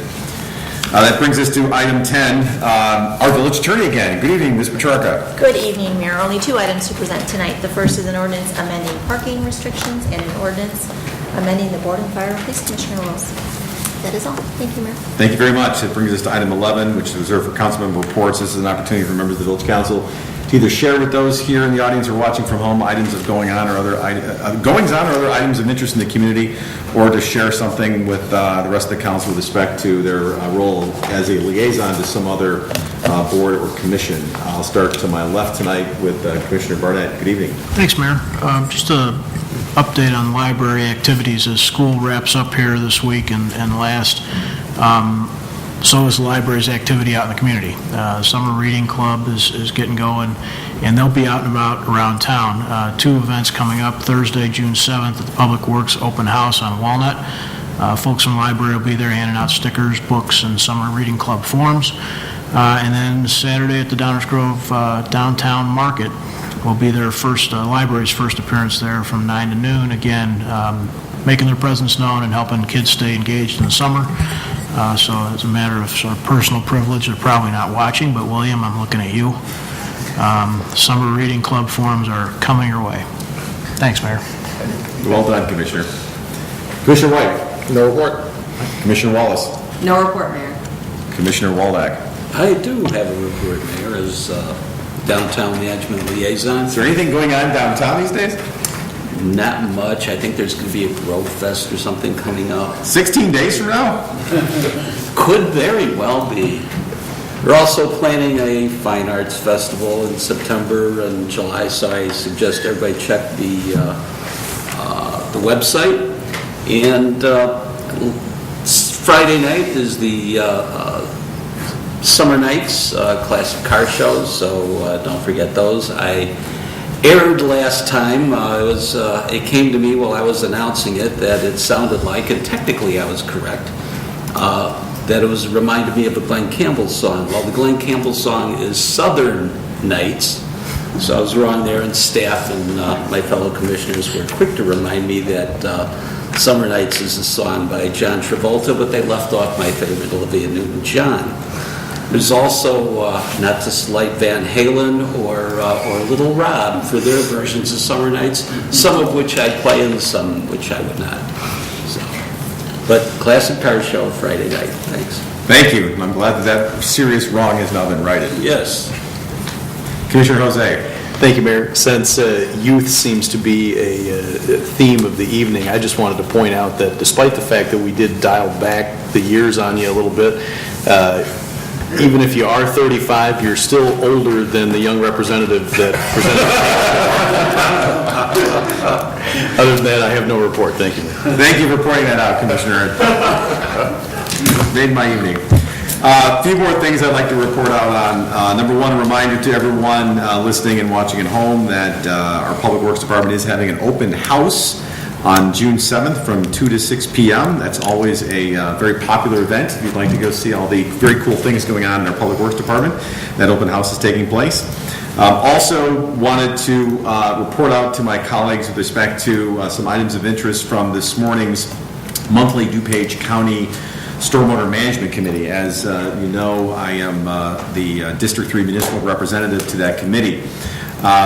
Of particular interest to our community and the residents of Deer Creek, there had been some talk about a St. Joseph's Creek watershed plan that would include Deer Creek. It would also include parts of the village of other parts of the village of Downers Grove, as well as parts of the village of Belial and the village of Westmont. So by way of quick update, the good news is that the county is planning on going forward, working in conjunction with those communities on a watershed plan. And in fact, on May 22nd of this year, staff from DuPage County Stormwater Management, the Village of Downers Grove, Village of Belial, and the Village of Westmont met to begin scoping and outlining tasks for the St. Joseph's Watershed Plan. This plan was listed as an anticipated project in the the county's Stormwater Management fiscal year 2018 operating budget. The St. Joseph Watershed is a typical suburban area that drains a total of approximately 16 square miles in southeastern DuPage County, and its tributary is the East Branch of the DuPage River. The confluence is located in Lisle, just west of Route 53 and north of Route 30. The county and these municipalities will work together as stakeholders as the plan is developed, sharing relevant documentation information that will create a comprehensive watershed plan for this watershed. It will also incorporate water quality EPA 319 for those keeping score at home. A watershed plan approved by the committee and the Environmental Protection Agency. Projects and solutions discovered within the comprehensive plan will address both water quality and water quality for a full range of benefits within this watershed. Okay, Mayor Tully, so what does all that mean? What it means is that working with the county and the county taking the lead as part of its stormwater funding projects will conduct this watershed plan for St. Joseph's Creek, which includes Deer Creek, which obviously we've had residents before speaking to which their concerns. And while the watershed plan itself won't solve any issues, I know we're doing some work out there right now, or have been recently. Well, the watershed plan that the county is orchestrating won't solve anything by itself. What it will do is will allow for completion of a study that will form the basis for funding, future funding, for projects that can actually go to assist with drainage issues in that neighborhood. So while it's good news, it's not great news for the immediate residents of Deer Creek. but I know that it's been something that we talked about. I know when Commissioner White and I met with the homeowners association out there, we had mentioned this might be something on the horizon, didn't want to speak to it until we knew for sure, but it was considered by the Stormwater Management Committee this morning and reported by staff as something that is in fact going forward. So, like I said, moderately good news in the sense that it doesn't immediately cause any help, but it will facilitate the funding of future projects that can in fact help, if that makes any sense. If anybody has any questions on that, I'll try my best to re-explain, but I think you got it. And then two more things real quickly. One, I want to just go back and thank again Chamber 630 for providing us their input on the Tobacco 21 issue, reaching out to Laura Crawford, Executive Director of Chamber 630. She polled her members and was able to get back to us with a position of that chamber, and we greatly appreciate their doing so. And then last but not least, as previously hinted, there are in fact only 16 days left until Rotary Grow Fest. You can almost feel the electricity in the air, right, Commissioner? Absolutely. Absolutely. And I wish I could say that we could adjourn, but we cannot. We need to go into an executive session. I know you all have cake on your mind, but we do need to go into executive session, so may I have a motion to do so, please? Until I move that this council convene in the closed session pursuant to Section 2C2 of the Illinois Open Meetings Act to consider collective negotiating matters between the village and its employees or their representatives. Second. All in favor? Aye. Any opposed?